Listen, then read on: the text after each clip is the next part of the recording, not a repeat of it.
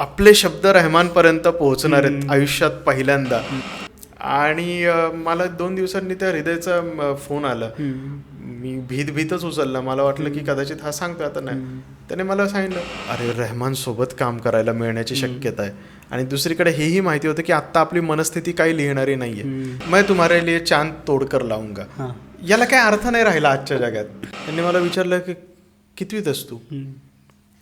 मी म्हटलं 6वीत. त्यांनी असं वरपासून खालपर्यंत मला पाहिलं. कितवीत आहे? 6वीत. मग तुझं हे पुस्तकं वाचण्याचं वय आहे का? मग काय वाचू? आणि धर हे वाच असं म्हणून त्यांनी मला, सगळ्याच कलाकारांची ही एक पद्धत असते, डेडलाईन खूप लांब आहे म्हटल्यावर कोणी काम करत नाही. डेडलाईन उद्यावर आली म्हटल्यावर मग ते जे प्रतिभेचा अचानक कुठून तरी झरा सुरू होतो आपल्याला. त्यांनी सांगितलं की विक्रम, आयुष्यात कधीच स्टेजवर उभं राहू नको, तुझ्यात ते नाही. जी भीती होती की लोकांना ते आवडणार नाही, काहीतरी अपमानास्पद वाटेल, उलट लोकांना ते खूप आवडलं. कारण त्याच्या मागे लिहिण्याचा आणि कंपोज करण्याचा जो आपला भाव होता तो खूप स्वच्छ आणि शुद्ध होता. आपल्या मनातच कोणता अवमानाचा प्रकार नसताना तो आपल्या कलेत कसा काय उतरेल.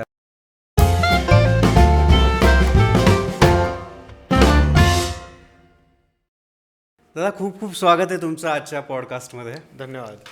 आणि खूप दिवसांपासून तुम्हाला बोलायची इच्छा होती. खूप तुमचे मी नेहमी फेसबुकवरती आणि जिथेही तुमचे बोलणं असेल, तुमचं लेखन असेल, इतका मी तुमचा मोठा चाहता आहे.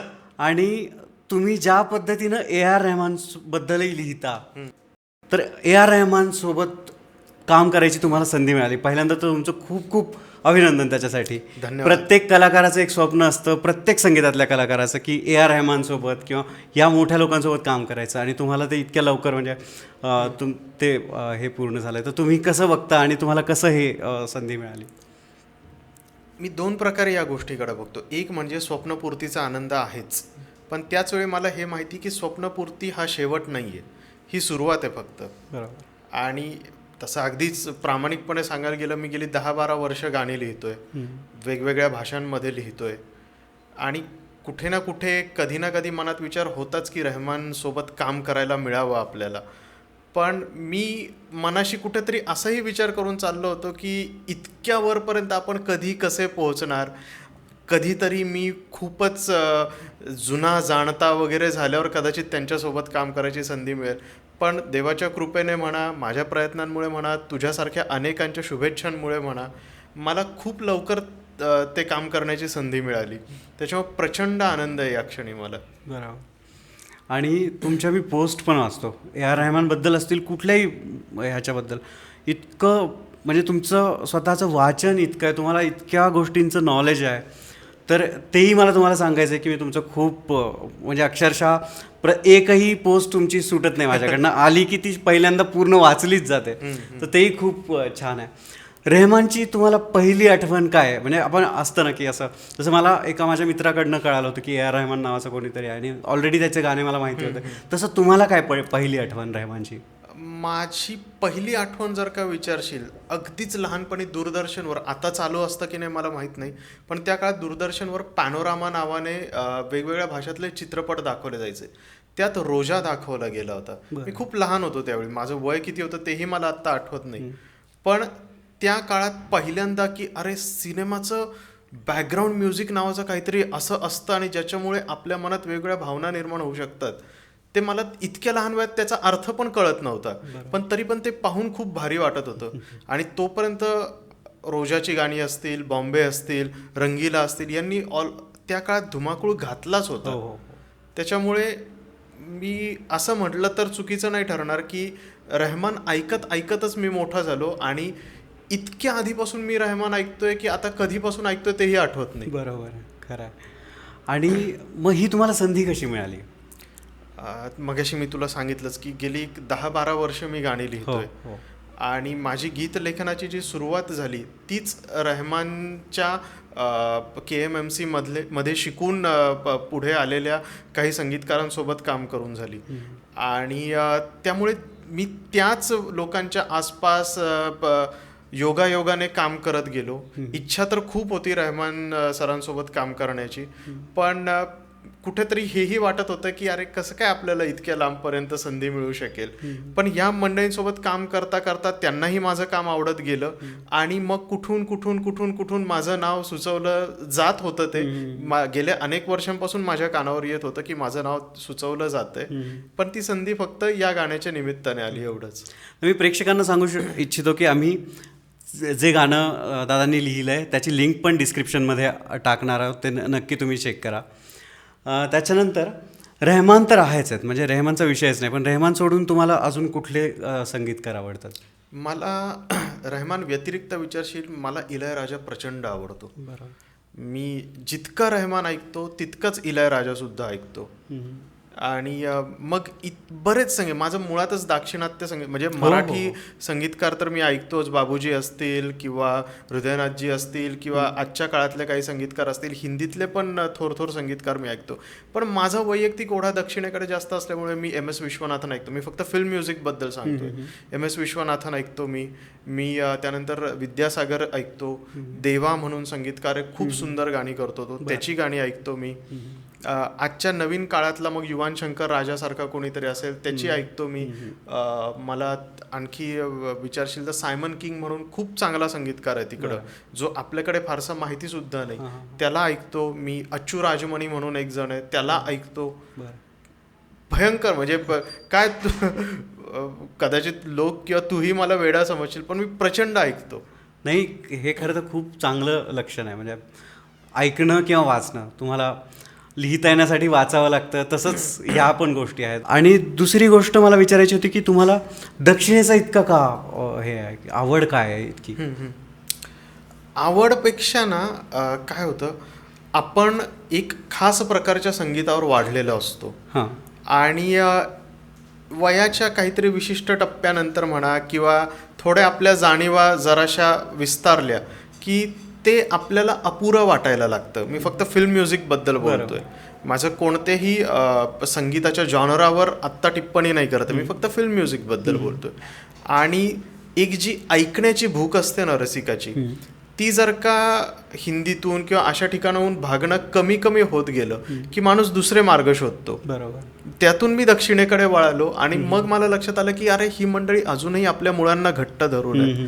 ही अगदी मॉडर्न साऊंड जरी वापरत असली तरी सुद्धा त्यांना त्यांच्या शास्त्रीय संगीताचा पाया तितकाच भक्कम आहे आणि ते त्याच्यात इतके वेगवेगळे प्रयोग करत राहतात. आणि नुसते फक्त भारतीय शैलींमध्येच नाही तर जॅझ असू द्या, रॉक असू द्या किंवा इतर सिम्फनीज असू द्या, ह्याच्यात सुद्धा ते प्रयोग करत त्याचा आपल्या संगीतामध्ये, आपल्या सिनेमांमध्ये समावेश कसा करता येईल यासाठी धडपडत असतात. आणि त्याच्यातून एक काहीतरी वेगळंच रसायन उभं राहतं की जे कानांना अक्षरशः अमृतासारखं वाटतं. बरोबर, अगदी. आणि हीच गोष्ट लागू पडते दक्षिणेतल्या फिल्म्सना सुद्धा. बरोबर. कारण त्यांचं दाखवलं काही तरी ते स्वतःच्या संस्कृतीबद्दल इतके घट्ट असतात. बरोबर. की त्याच्यामुळे ते सगळ्यांना अपील पण करतात.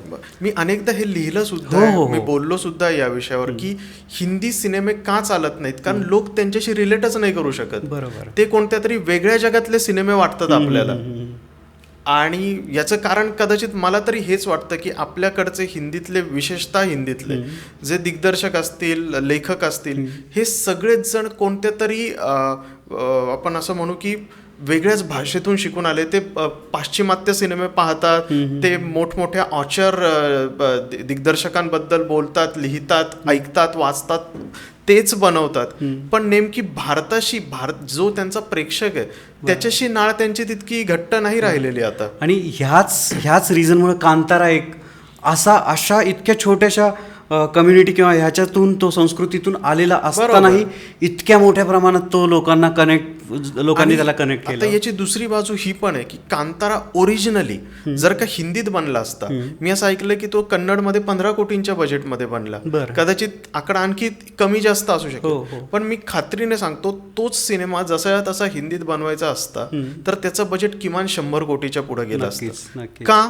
कारण हिंदीमध्ये त्या प्रॉडक्टला महत्व देण्याच्या ऐवजी त्याच्यामध्ये कोण स्टार आहे त्यांच्यावर जास्त पैसा खर्च होतो आणि मग त्यातून त्या प्रॉडक्टसाठी, त्या सिनेमासाठी पैसाच उरत नाही. बरोबर. त्यामुळे आपल्याकडे खूप मोठे पैसे घेणारे, भरपूर पैसे घेणारे स्टार्स भरपूर आहेत, पण तितक्या प्रमाणात ते त्या ते ना आजच्या काळात ना तितकं रिटर्न देऊ शकतायत नाही. ना ते त्या प्रॉडक्टला तितकं, त्या सिनेमाला तितकं महत्त्व देऊ शकतात. बरोबर.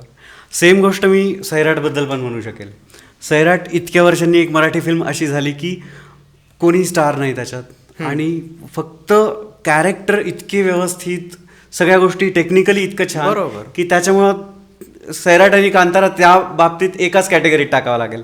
हा, म्हणजे सैराटच्या बाबतीत तू म्हणशील तर त्याच्यातून कळतं सिनेमा दिग्दर्शकाचं माध्यम आहे. आणि हिंदीमध्ये नेमकं काय होतं, ते दिग्दर्शकाचं कमी आणि स्टारचं माध्यम जास्त होत चाललंय. मी असं नाही म्हणत की चांगले सिनेमे बनतच नसतील, पण जे आपण बिगीज म्हणून ज्यांना पाहतो, मोठे सिनेमे, त्यांच्याकडे कथेपेक्षा, त्या दिग्दर्शनापेक्षा, त्या कथनापेक्षा स्टार्स त्यांच्या पॉवरला, त्यांच्या त्या पॉवरमधून येणाऱ्या वेगवेगळ्या व्हॅनिटीजना खूप महत्त्व दिलं जातं. खरं. बरोबर. तर आपण आता अगदीच गाण्यातून आपण सिनेमाकडे गेलो, परत गाण्याकडे येऊयात. आणि मला तुम्हाला विचारायचं, जसे आपण संगीतकार डिस्कस केले, तसे तुमचे आवडते गीतकार कोण? हिंदीत सांगा, साऊथमध्ये सांगा किंवा मराठीतही सांगा. मला आता मी तुला वेगवेगळ्या भाषांमध्येच सांगतो. हिंदीमध्ये मला गुलजारचं काम प्रचंड आवडतं. बरोबर. त्याच्यात काहीच वाद नाही. म्हणजे माझ्या सुरुवातीच्या लेखनावर गुलजारचा प्रचंड प्रभाव आहे आणि मी खूप अगदी ठरवून हळूहळू त्या प्रभावातून बाहेर येऊन स्वतःचा आवाज शोधण्याचा प्रयत्न केला. गुलजार तर आवडतोच हिंदीमध्ये. आजच्या काळात काम करणाऱ्यांमध्ये मी अमिताभ भट्टाचार्यचं नाव घेईन. हा माणूस तुला कुठेच कवी संमेलनांमध्ये वगैरे फारसा दिसणार नाही, पण त्याच्या गाण्यांमध्ये, आणि गंमत अशी की तो वेगवेगळ्या बिग बॅनर्ससाठी काम करत असताना सुद्धा गाण्यातलं काव्य त्याने टिकवून ठेवलंय. टेम्पलेट लिहित नाही तो माणूस, आणि इतकं असूनही त्याच्या गाण्यांचं जी नवेपणाची खुमारी ती अजून त्याने टिकवून ठेवली. तसंच मला बऱ्याच प्रमाणात इर्शाद कामिलचं काम प्रचंड आवडतं. रॉकस्टार आजच्या काळात इव्हन आत्ता चमकीलाची गाणी काय सुंदर लिहिलंय त्याने. तर अशी हिंदीतली अनेक मंडळी आहेत जी मला हिंदीत. आणखी एक ज्या माणसाने खूप कमी काम केलं, त्याचं नाव फारसं कोणी कदाचित ऐकलं नसेल, मुन्ना धीमान नावाचा गीतकार आहे. फार सुंदर लिहितो त्याने. विशाल भारद्वाज सोबत काही सिनेमे केलेत. माझ्या ते यू मी और हम साठी त्याने लिहिलंय. कमाल लिहितो तो माणूस. का तो जास्त काम करत नाही मला खरंच कल्पना नाही. आणि विचारशील तर मराठीमध्ये आजच्या काळात वैभव जोशी असतील, गुरु ठाकूर असतील, ही मंडळी प्रचंड सुंदर काम करत आहेत की म्हणजे मला खरंच आश्चर्य वाटतंय. मी जेव्हा गीतकार म्हणून काम करतो, गीतकाराचा सगळ्यात मोठा संघर्ष हा असतो की कॉमर्स आणि आर्ट या दोन्हींचं ताळमेळ बसवणे.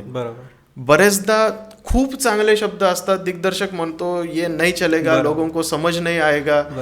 म्हणजे मराठी दिग्दर्शक पण हे हिंदीतच सांगतात आपल्याला.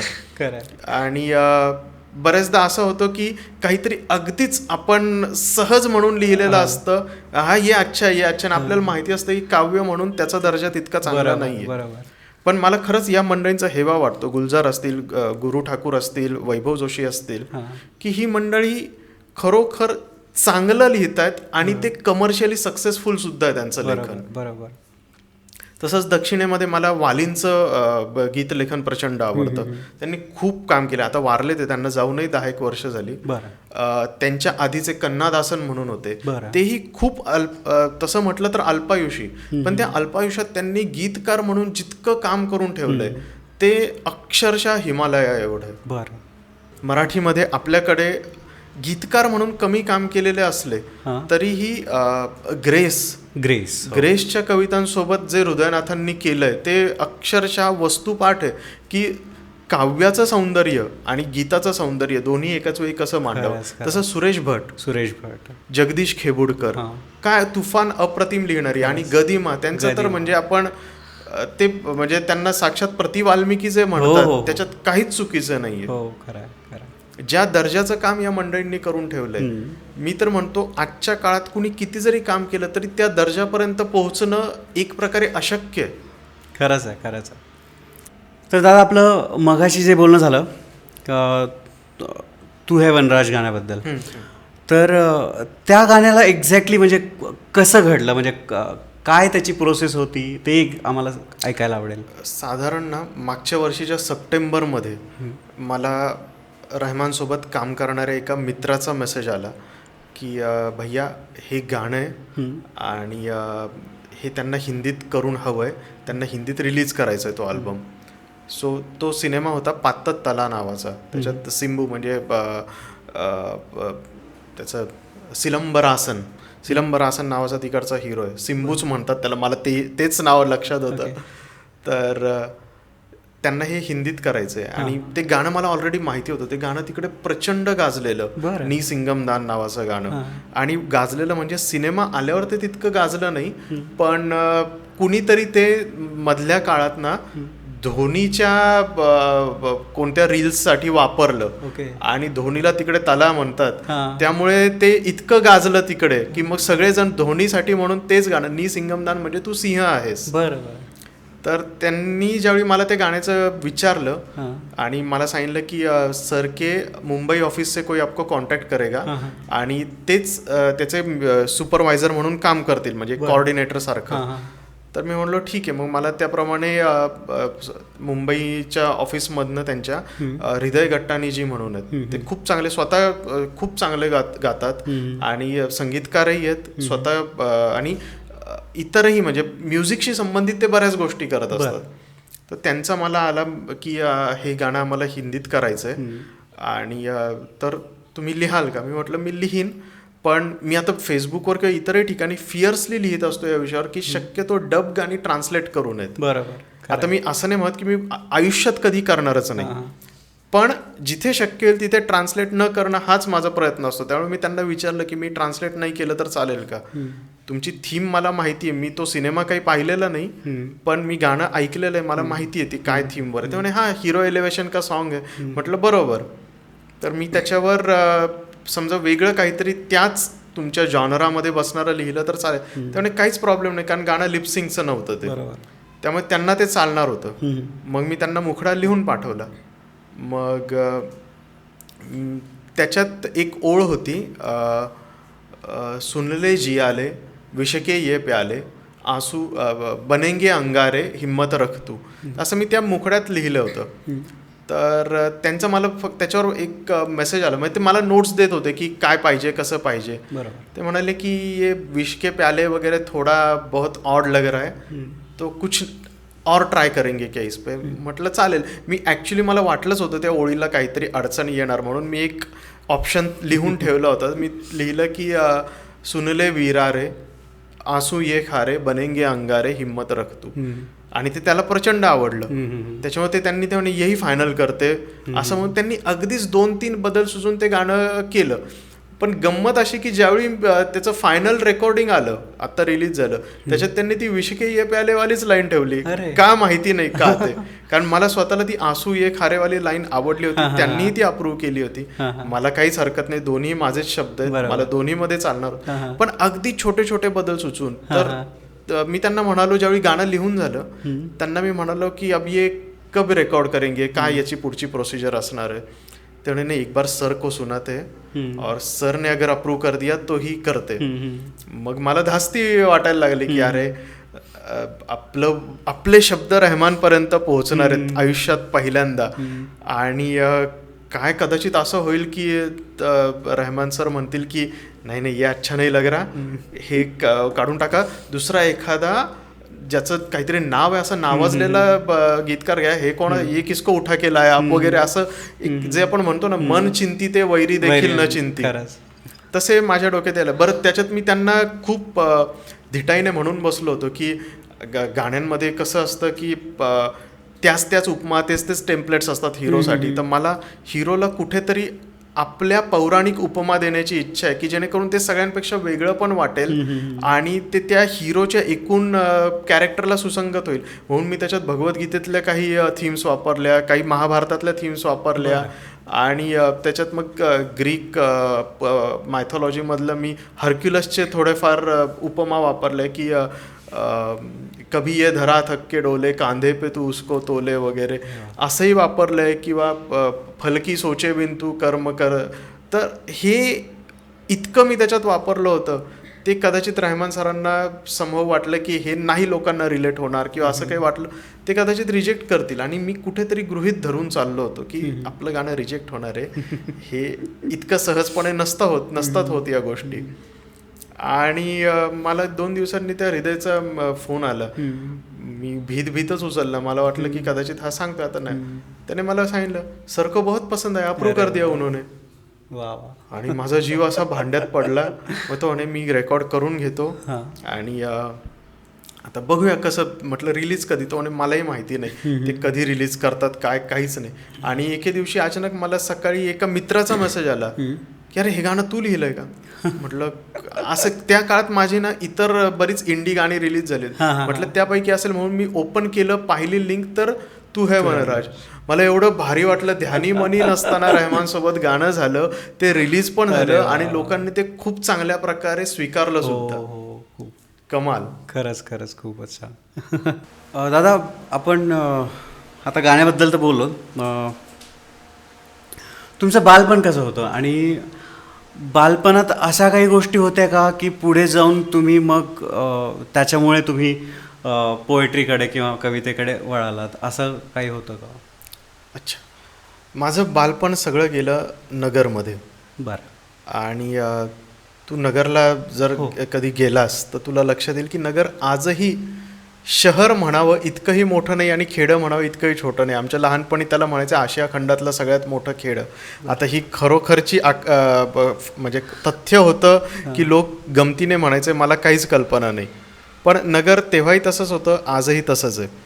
आणि नगरमध्ये त्या काळात 3-4च मोजून थिएटर्स होती सिनेमाची.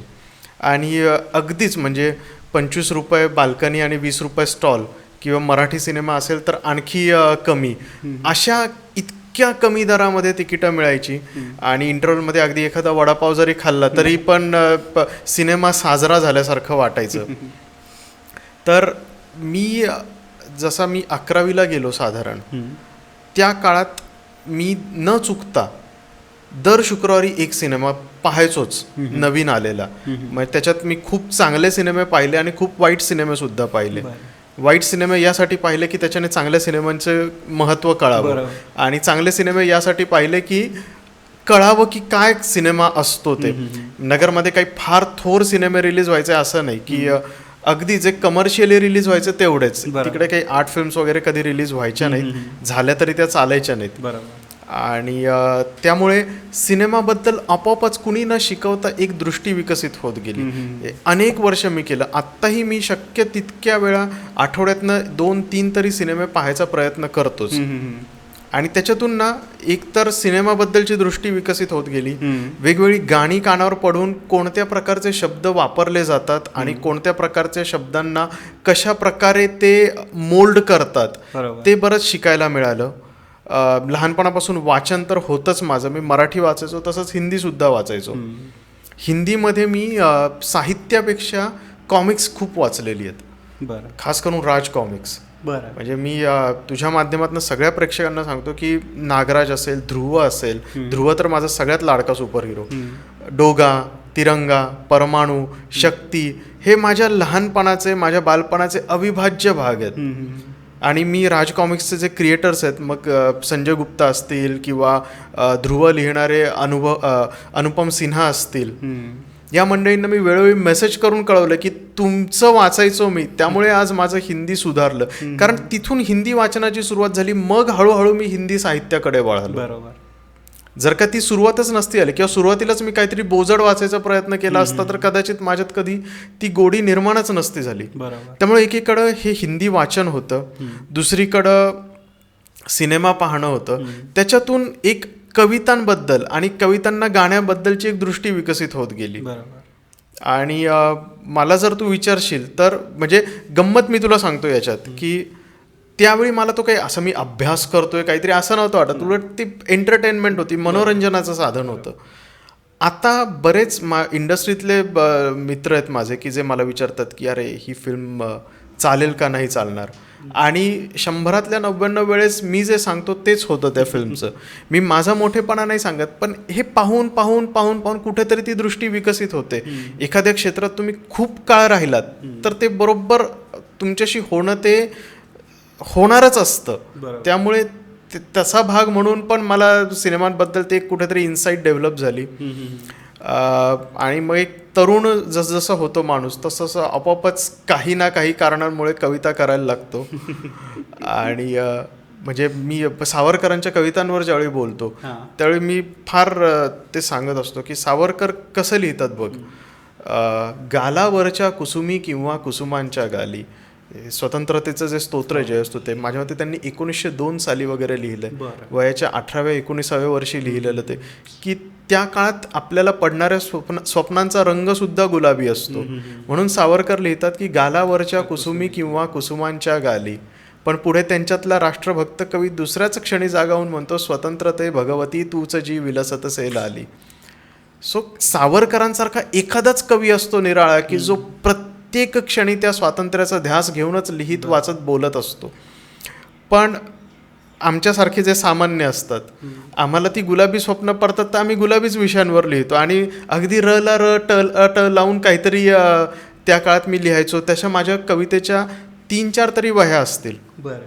की आता ज्यावेळी मी त्या कविता वाचतो, अरे हे आपण काय लिहायचो असं वाटतं. पण त्याच्यातून काय व्हायचं, मला मीटर्स वगैरे कळत नसायचे.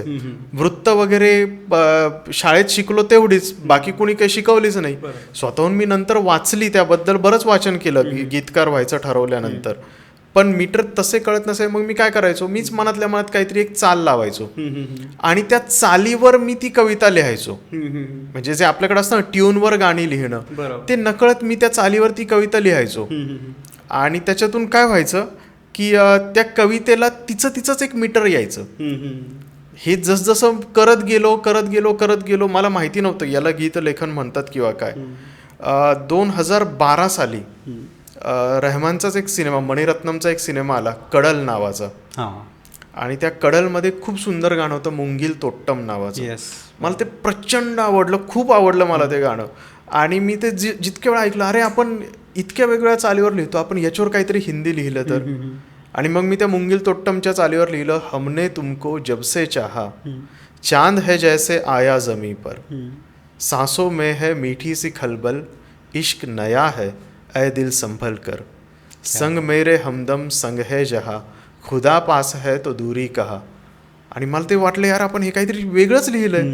मग मी झरझर सबंध गाणं लिहून काढलं. आणि करायचं काय आता ते लिहून काढलेलं. मग AR रहमानच्या संगीतालाच वाहून घेतलेला एक फेसबुक ग्रुप होता, त्याच्यावर मी ते पोस्ट केलं.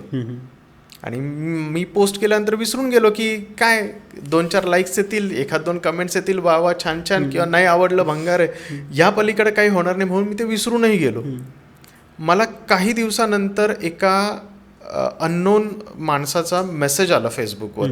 त्याचं नाव होतं कामेश वैद्यनाथन. त्याने मला मेसेज करून विचारलं, म्हणे की तुम्ही जे गाणं लिहिलंय तर तसं तुम्ही लिहू शकाल का. म्हटलं काय विषय. तो म्हणे KMMC मध्ये, म्हणजे रहमानचं जे म्युझिक स्कूल आहे तिथून पासआउट झालेला एक मित्र आहे माझा, आणि एक दुसरा तिकडेच काम करणारा मित्र आहे. तर त्या दोघांना मिळून काही गाणी करायची आहेत, तर तुम्ही लिहाल का. मी म्हटलं, यार वेगळंच चॅलेंज आहे हे, ट्राय करून पाहू. म्हणून मी बिनधास्त हो म्हणालो. काय गीत लेखन कसं असतं, त्याचं काय मीटर असतं, शब्दांचं काय वजन असतं, काहीही माहिती नव्हतं. तोपर्यंत कुठलंही गीत लिहिलेलं नव्हतं. हा, म्हणजे ते जे रहमानचं गाणं लिहिलं तेवढंच, ते पण म्हणजे अगदीच र ला ट लावून लिहिल्यासारखं. पण ते मला स्वतःला खूप वेगळं वाटलं होतं की आपण काहीतरी केलंय वेगळं असं, की जे आपण आजवर कधीच नाही प्रयत्न केला. त्याने विचारल्यावर मी बिनधास्त हो म्हणालो की बघू काय होईल. फार तर ते म्हणतील नाही जमलं तुम्हाला, आम्हाला नाही करायचं तुमच्यासोबत काम, या पलीकडे काय होणार. आणि मग त्याने माझी ओळख करून दिली आदित्य रामकुमार आणि विशाल रामकृष्णन या दोघांशी. गंमत सांगतो, ह्या आदित्य आणि विशाल, त्यांचं विशाल आदित्य नावाने जोडगोळी होती त्यावेळी, त्यांच्यासोबत मी नंतर बरीच गाणी केली. पण ज्या गाण्यासाठी म्हणून ते माझ्याशी बोलायला आले होते ते गाणं कधीच रिलीज नाही होऊ शकलं. मला अजूनही त्यातले काही शब्द आठवत आहेत. त्यांनी मला चाल पाठवली होती आणि मी त्यावर लिहिलं होतं की चलता हूँ कोई भी रस्ता, पहुंचू बस तुम तक सनम, पर जब तुम दीदार देते ठहरे वक्त रुकते कदम, ख्वाबों में मैं जो 100 बार सुनाऊ, पर सच में दोहरा न पाऊ. असंच काही, मला सगळेच नाही आठवत, पण फार मजेदार गाणं होतं ते आणि फार सुंदर चाल होती त्याची. मग मी ते लिहिलं, ते कधीच रिलीज नाही होऊ शकलं. आणि गंमत अशी की त्यानंतर ही कामेश वैद्यनाथन नावाची व्यक्ती, त्या व्यक्तीने अकाउंट डिलीट केलं किंवा काय माहिती नाही, ती नंतर त्या विशालच्याही संपर्कात नव्हती, आदित्यच्याही संपर्कात नव्हती, मलाही कधी भेटली नाही. अरे बापरे. म्हणजे कुणीतरी फक्त आमची ओळख करून देण्यासाठी म्हणून आमच्या आयुष्यात आलं होतं की काय असं वाटावं इतकी ती परिस्थिती. अरे बापरे. आणि मग नंतर विशाल आदित्य सोबत माझं खूप छान ट्युनिंग जुळलं, आमच्या वाईब्स मॅच झाल्या आणि आम्ही भरपूर गाणी एकत्र केली. बरं.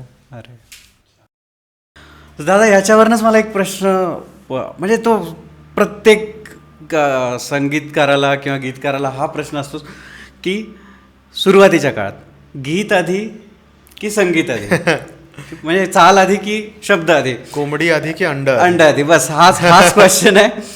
तर तुम्ही काय प्रेफर करता? मी सुरुवातीपासून जसं काम केलंय, आता मी ह्या मंडळींसोबत जसं काम करत होतो, ही मंडळी त्यांच्या इंडस्ट्री स्टँडर्डने काम करतात, बरोबर, हिंदीत पण आणि तमिळमध्ये पण, की आधी आम्ही चाल कंपोज करणार, त्याच्यावर तुम्ही गाणं लिहायचं. आणि मला स्वतःला त्याच्यात मजा पण येते एक प्रकारे, की चॅलेंज असतं ना त्याच्यात, की याच मीटरमध्ये आणि याच चालीवर लिहायचंय तुम्हाला, पण ते लिहायचं मात्र तुम्हाला सिच्युएशनवर आहे म्हटल्यावर तुम्हाला त्याच्यात खूप कस लागतो, तुमच्या प्रतिभेचाही कस लागतो आणि तुमच्या वैविध्याचाही कस लागतो. बरोबर. तर मला तेही आवडतं. मराठीमध्ये मी अनुभवलं की मराठीमध्ये आधी तुम्ही लिहा मग आम्ही चाल लावतो असं सांगणारे जास्त लोक भेटले मला. मला त्याच्यातही काहीच हरकत नाही. तिथे मला स्वतःला एक स्वातंत्र्य मिळतं की हा विषय याच्यावर मी हवा तसा व्यक्त होऊ शकतो. मग ते संगीतकार त्याला चाल लावेल, मग त्यावेळी आपण त्यात थोडंफार इकडे तिकडे चेंज त्यांच्या गरजेनुसार करू शकतो. पण तिथे लिहिताना मराठीत खूप स्वातंत्र्य मिळतं, हिंदीमध्ये लिहिताना खूप छान आव्हान मिळतं. आणि हेच सेम गोष्ट मला आठवते, आपण गणेश तांडव केलं बरोबर, तेव्हा तुमचं असं झालं होतं की तुम्ही मला चाल द्या, तुम्ही मला म्हणालात की चाल दे तुम्हाला. माझं त्या मागचं काय कारण होतं, कारण गणेश तांडव हेच म्युझिकली ड्रिव्हन गोष्ट आहे, ती संगीतानेच डिफाईन झाली पाहिजे. बरोबर. आणि त्या संगीतातून मग माझे शब्द उत्पन्न झाले पाहिजेत असं मला वाटतं.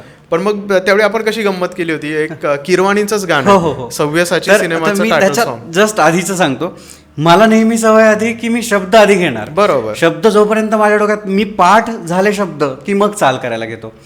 तर त्याच्यामुळे मी तुम्हाला तेच हट्ट करत होतो की नाही, तुम्ही मला आधी शब्द द्या, त्याच्यावरती बस शेवटी तुम्ही सांगा आता पुढचं. हा, मग मी काय केलं, त्याच्यावर उपाय काय काढला की तुला काय माहिती मी कोणत्या चालीवर लिहिलं. म्हणून किरवाणींचं एक खूप सुंदर गाणं आहे सव्यसाची सिनेमातलं, आणि टायटल सॉन्ग त्याचं. तुम्ही जे पाठवलं त्याच्यानंतर ते अजूनही म्हणजे मी नेहमी ऐकतो, पण खूपच छान. मी त्याच्या आधी ते ऐकलेलं नव्हतं. अच्छा, पण आता तूच मला सांग, तू आजवर कंपोज केलेली गाणी आणि कुणीतरी एका मीटरमध्ये लिहून पाठवलेलं गाणं, जे आपण नंतरचंही शब्द मी माझ्यामध्ये चालीवरच लिहिले, नंतर मग तसं झालं ना, सेकंड पार्ट गाण्याचा तसा झाला की मी नंतर तुम्हाला आधी चाल करून दिली. तुलाच जाणवलं असेल की तुझ्या इतर जी डिस्कॉग्राफी आहे तुझी, त्याच्यापेक्षा हे गाणं साऊंडच्या दृष्टीने खूप वेगळं वाटतं. साऊंडच्या दृष्टीने झालं, आणि ते जे जमून येणं असतं ना, एखादी कलाकृती जमूनच जाते. माझं आतापर्यंत माझं सगळ्यात आवडतं गाणं गणेश तांडव. इनफॅक्ट तुला जेव्हाही मी फोन करतो तेच ऐकू येतं, म्हणजे माझी डायल टोन असते ती 2 वर्ष होऊन गेली आणि तीच राहील मला वाटतं जोपर्यंत आपण पुढचं एखादं गाणं. तर माझंही तेच झालं की अरे मी तर अजून असं केलं नाही की आधी चाल. मला असं नेहमी वाटतं की असं नको की माझ्या चालीनं कुठले तरी शब्द ओव्हर पॉवर व्हायला नको. त्याच्यामुळं शब्द येऊ द्यात, त्याच्यात कमी जास्त करायचं ते आपण नंतर करू शकतो, पण त्याच्यानुसार चाल हे करायची. तुम्ही जेव्हा मला ते दिलं ना, तेव्हा ते एक तर सव्यसाचीच गाणं मला खूप आवडलं. मी ते ऐकून अगदी त्याचं हे केलं त्या काळात. आणि इतक्या ह्याच्यावरती खरं तर खूप डेडलाईन मला वाटतं होती की आदल्या दिवशी असंच रविवार होतं आणि संध्याकाळी 3-4 वाजता मी तुम्हाला कॉल केला की आता अंतरात कंपोज करायचा आहे आणि अंतराचे शब्द नाही आहेत अजून, कंपोज नाही केलेला आहे, आणि उद्या दुसऱ्या दिवशी रेकॉर्डिंग, सगळं फिक्स होतं, सिंगर ठरलेलं होतं, सगळं झालेलं. आणि शेवटी मी काहीतरी करून रूममध्ये, माझ्याकडे कीबोर्ड पण नव्हता, मी तसाच बसून ती चाल एक केली आणि तुम्हाला साधीशीच रेकॉर्ड करून पाठवली.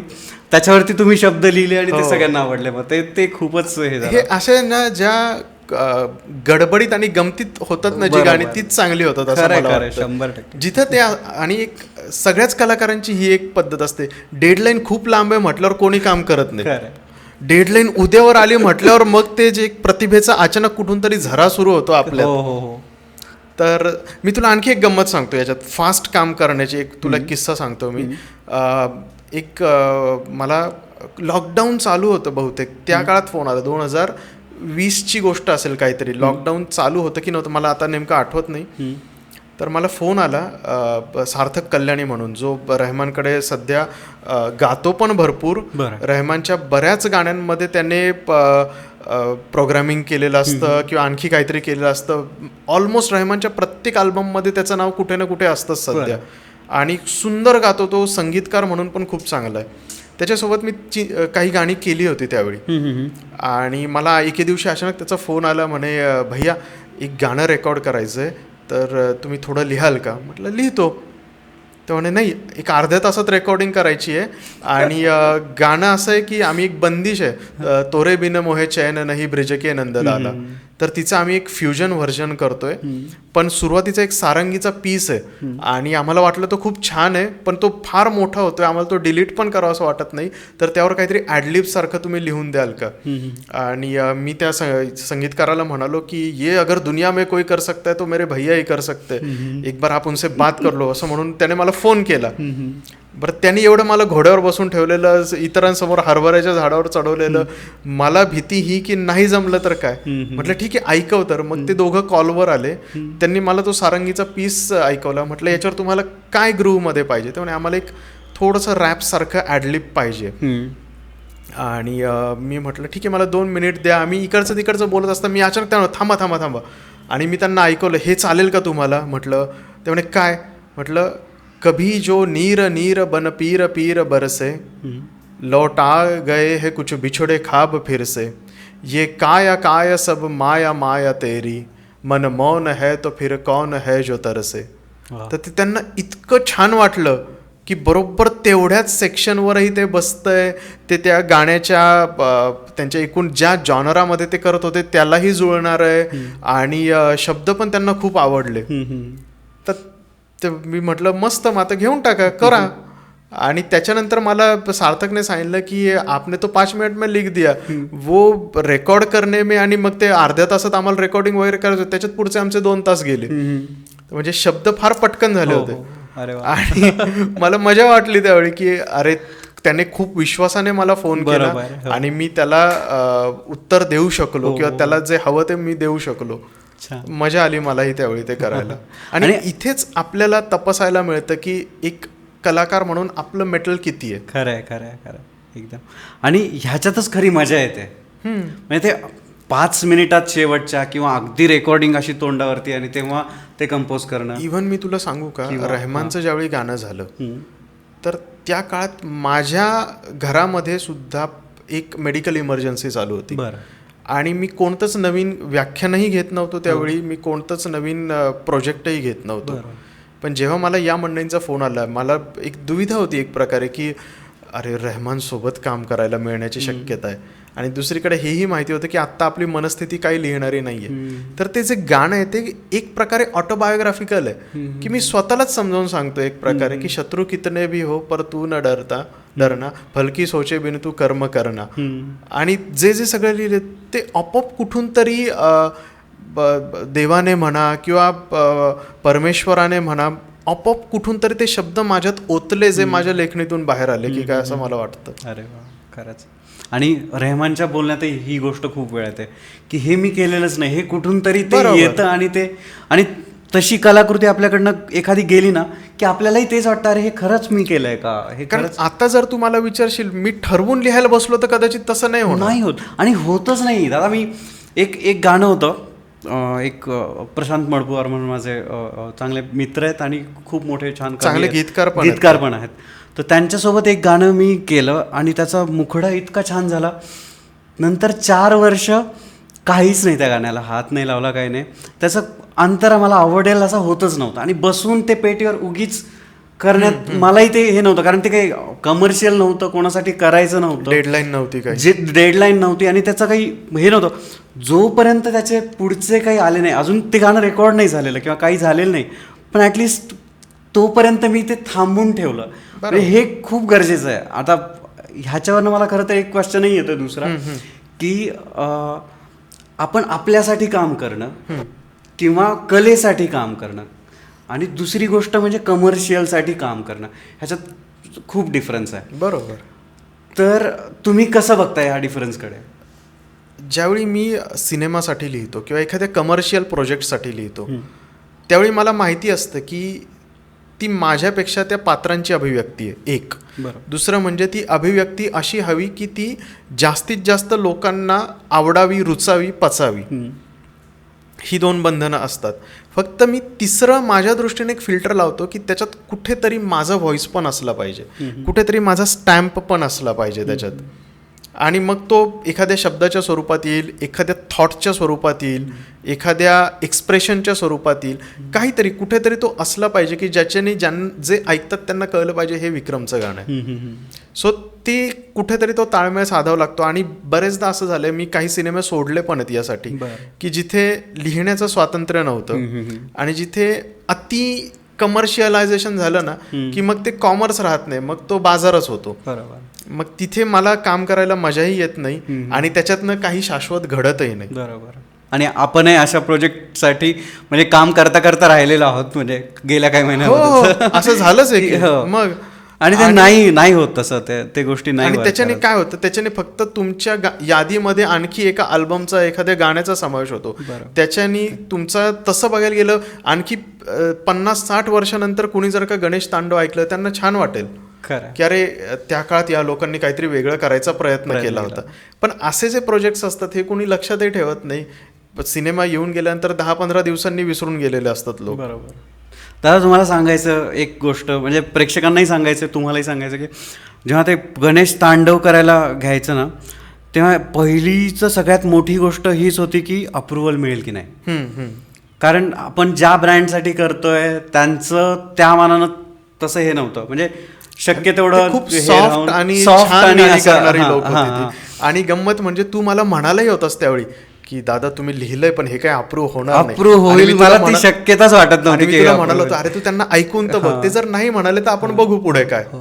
आणि त्याच्यानंतर मी जेव्हा अप्रुव्हलसाठी गेलो तेव्हा त्यांनी थोडा विचार केला. त्यांनी असं म्हटलं की शिवजीचं तांडव मी ऐकलंय, पण गणेशचं तांडव असतं हे मला माहीत नाही. आणि खरं तर तुम्ही तेव्हा ते सगळं त्याचा अर्थ वगैरे सांगितलेला, मला खरंच वाटतं की तुम्ही एकदा अर्थ सांगाल का तो. ते झाल्यानंतर मग त्यांनी ते ठीक आहे तुम्ही करा, आणि त्यांनाही खूप आवडलं, त्यांच्या घरच्यांनाही खूप आवडलं, मला खूप सगळ्यांनी सांगितलं. तेव्हा काय लिहिलं होतं मी, युद्ध की वेदी पर स्वर गगन भेदी कर, विषय थे हाथ में धर असी, श्वास हुंकार थे धनुष टंकार थे, और थी तिमिर की दुंदुभी, तब तमस भेद कर द्वेष सब छेद कर, फटपड़ा एक ज्वालामुखी, गणपति गणपति लास्य के विलास से विनाश विघ्न विपिन बन के हेती, पंचभूत 4 वेद 3 लोक 2 ही शब्द नेती नेती. आणि तू मला म्हणाला होता की युद्ध वगैरे त्यांना ते नकोच वाटेल वगैरे, पण मी मग त्यावेळी तुला समजायचा प्रयत्नही केला होता माझ्या मते की अरे ते युद्ध कुणाचं आहे, विषय थे हाथ में धरासी. विषय म्हणजे जे षड्रिपू आहेत ते हातात तलवारी घेऊन उभे होते आणि त्यांचे श्वास हुंकारतायत, त्यांचे धनुष टंकारतायत. हे युद्ध कोणत्या माणसांमधलं किंवा देवदैत्यांमधलं नाहीये, हे आपल्याच मनाच्या विकारांशी आपलं युद्ध आहे. आणि त्या युद्धामध्ये विजय मिळवून देण्यासाठी मग कोण येतो तर गणपती. गणपतीचं स्मरण आपल्याला येतं की आणि मग लास्य के विलास से विनाश विघ्न विपिन बन के हेती. लास्य म्हणजे नृत्य. गणेश असा नाचतोय की त्याच्या लास्याच्या विलासाने विघ्न विपिन म्हणजे विघ्नरूपी जंगल हे याचा विनाश होतोय. आणि कसा तो हेती बनून, हेती म्हणजे अग्नी वणवा, हेती बनून तो त्याचा विनाश करतोय.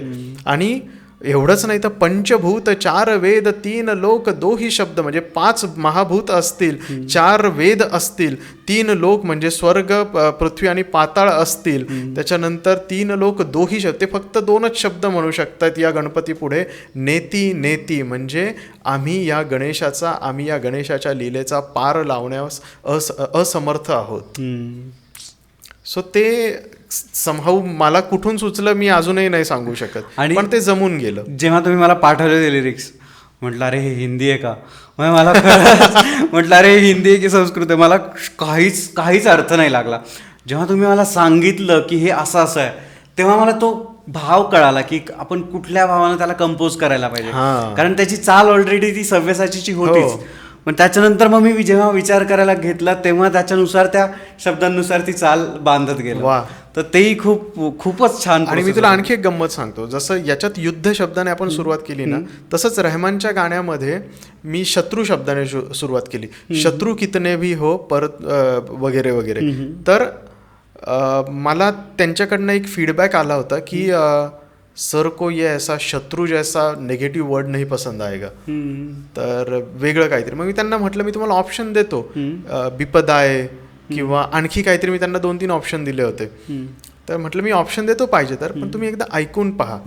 का मी म्हणालो त्यांना, कारण त्यांचं जे मूळ गाणं आहे सुट्री निंद्र उरे असं त्याची सुरुवात आहे. तर जो सुट्रीचा जो साऊंड आहे तो शत्रूमध्ये येतो. अर्थ त्याचा वेगळा असेल कदाचित, पण तो साऊंड येतो. मी त्यांना म्हटलं की मला हा साऊंड कॅप्चर करायचा आहे, की त्या साऊंडमुळे त्या गाण्याचा एक जो प्रभाव पडतो, इम्पॅक्ट येतो, तो आपल्याला त्याच्यातून आणायचा आहे. म्हटलं एकदा ऐकून बघा. आणि मला 2-3 जणांनी सांगितलं होतं की सर को ऐसे वर्ड्स नहीं अच्छे लगेंगे शायद, पण त्यांच्याकडनं एका सेकंदात होकार आला. याचा अर्थ आपण काय होतं, आपण कलाकार म्हणून ना हे चालणारच नाही, हे आवडणारच नाही, हे पचणारच नाही, असं जर का आपण स्वतःलाच भीती आणि बंधनं घालून घेतली तर कलेचा पण विकास होत नाही आणि कलाकार म्हणून आपलाही विकास होत नाही. तर काहीतरी वेगळं लोकांची सगळं ऐकण्याची तयारी असते. लोकांना आपल्यापेक्षा अनेक पटींनी जास्त समजतं. हे जे म्हणतात ना की ये लोगों को नहीं समजेगा, ये लोगों के दिमाग के ऊपर से चला जाएगा, ते प्रत्यक्षात स्वतःच्या IQ बद्दल बोलत असतात. लोक आपल्यापेक्षा 1000 पटीने हुशार असतात. लोक सगळ्या जगभराचं ऐकत असतात, सगळ्या जगभरातलं पाहत असतात, त्यांना सगळं समजत असतं. बरोबर. आपण त्यांना काहीतरी नवीन देत नाही म्हणून त्यांना बिचारांना तेवढेच टेम्पलेट्स ऐकायला मिळतात किंवा तेवढेच टेम्पलेट्स पाहायला मिळतात. कारण आता गणेश तांडवच बघ ना, माझ्या त्याला लाखाच्या वर व्ह्यूज असतील आता, जास्त पाहिले नाही तेवढे. 2-3 लाख असतील, मला पण नाही माहिती. तर हे कशाचं लक्षण आहे? आपण काही त्याची पब्लिसिटी केली नाही, अजिबात पब्लिसिटी नाही त्याची. कारण मला माहिती अनेक लोक त्यांचे अगदीच वाईट गाणी सुद्धा बूस्ट करतात आणि बरंच काय काय करतात. आपली सगळीच ऑर्गॅनिक व्ह्यूज आहेत. त्याच्यावरच्या जी भीती होती की लोकांना ते आवडणार नाही, काहीतरी अपमानास्पद वाटेल, उलट लोकांना ते खूप आवडलं. कारण त्याच्या मागे लिहिण्याचा आणि कंपोज करण्याचा जो आपला भाव होता तो खूप स्वच्छ आणि शुद्ध होता. आपल्या मनातच कोणता अवमानाचा प्रकार नसताना तो आपल्या कलेत कसं काय उतरेल. आणि हे खूप महत्वाची गोष्ट आहे खरं तर. तुमच्या मनातले भाव त्याच्यात उतरतातच. आणि आपण आता रिसेंटली पण बऱ्याच गोष्टी बघितल्यात की बऱ्याच कलेमध्ये काहीतरी नको त्या गोष्टी येऊन जातात. तुम्ही प्रोपोगंडा डोक्यात ठेवून त्याच्या भोवती कला विणली की ते फसणारच 100%. बरोबर, खरं. तुम्ही तुमचं कलेशी प्रामाणिक राहा आणि मग नंतर लोकांना जर का ठरवू दिलं तर ते जास्त योग्य राहतं. बरोबर. गणेश तांडवमध्ये तुम्ही वेगवेगळ्या, आपण ते खरं तर तेही तुम्हाला मी किस्सा सांगतो, पण तुम्ही ते नाव घेतलं ते कुठंच ऐकलेले नव्हते. फणीपती फुत्कार प्रिय, हे कुठून? मी तुझ्या माध्यमातून हे सांगू इच्छितो की त्यातली काही नावं मी शोधली आहेत. बरं. पण त्यातली काही नावं जी आहेत ती मी गणेशाचे अभ्यासक आहेत. त्यांचं नाव आहे विद्या वाचस्पती डॉक्टर स्वानंद गजानन पुंड. ते गणपतीचेच अभ्यासक आहेत. बरं. आणि त्यांनी या विषयावर अनेक पुस्तकं लिहिली आहेत आणि शेकड्याने प्रवचनं दिलेली आहेत. मी त्यांना विचारली त्यातली काही नावं, काही जी मला सुचली होती, स्फुरली होती, ती त्यांच्याकडनं मी कन्फर्म करून घेतली की हे बरोबर आहे का, हे म्हटलं तर चालेल का, हे लिहिलं तर चालेल का. आणि मग म्हणजे कारण माझं एक असतं की कोणतीही गोष्ट जर का आपण देणार आहोत तर त्याच्या मागे रिसर्च असलं पाहिजे, त्याच्या मागे अभ्यास असला पाहिजे, तरच त्याच्यात कला पण चांगली उतरते. बरोबर. तो माझा चालीवर संस्कृत लिहिण्याचा ते पहिला दुसराच प्रयत्न. पहिला मी एक रामाच्या गाण्यात संस्कृत ओळी लिहिल्या होत्या, पण त्या कशा होत्या, त्या रामाय राघवाय वंदे इक्ष्वाकु कुलदीपाय वंदे वगैरे, त्या जराशा जयघोषाच्या याच्यात होत्या किंवा नामस्मरणासारख्या. पण चालीवर एक संस्कृत श्लोक लिहिणं, तमिश्रम यस्मात विभेती स जयती ओजस्वी गणपती वगैरे, तर हे पहिल्यांदाच मी असं केलं होतं. आणि तिथून जो मला कॉन्फिडन्स आला, त्याच्यानंतर मी आत्ता एक 3-4 महिन्यांपूर्वी एक सबंध संस्कृत गीत चालीवर लिहिलं आणि ते रिलीज झालं, लोकांना ते आवडलं सुद्धा. बरोबर. दादा ह्याच्यात फक्त मला असं वाटतं की दोघांचं नाव यायलाच पाहिजे. एक म्हणजे वरद खरे, बरोबर, वरदने खूप छान अप्रतिम ते अरेंज चांगलं अरेंज केलंय त्याने, आणि तुम्ही एका पोस्ट मध्ये तर गंधर्व म्हणालात त्यांना. शतद्रू दादा, शतद्रू त्यांचं एवढं भारी गायलाय तो माणूस. खूपच छान. म्हणजे त्यांच्याकडे तर असं हार्मोनीज रेडीच असतात. आणि त्यांच्यासोबत काम करायला इतकी मजा येते ना की तुम्ही होतात रेकॉर्डिंगला, आपण कॉलवरतीच होतो तेव्हा.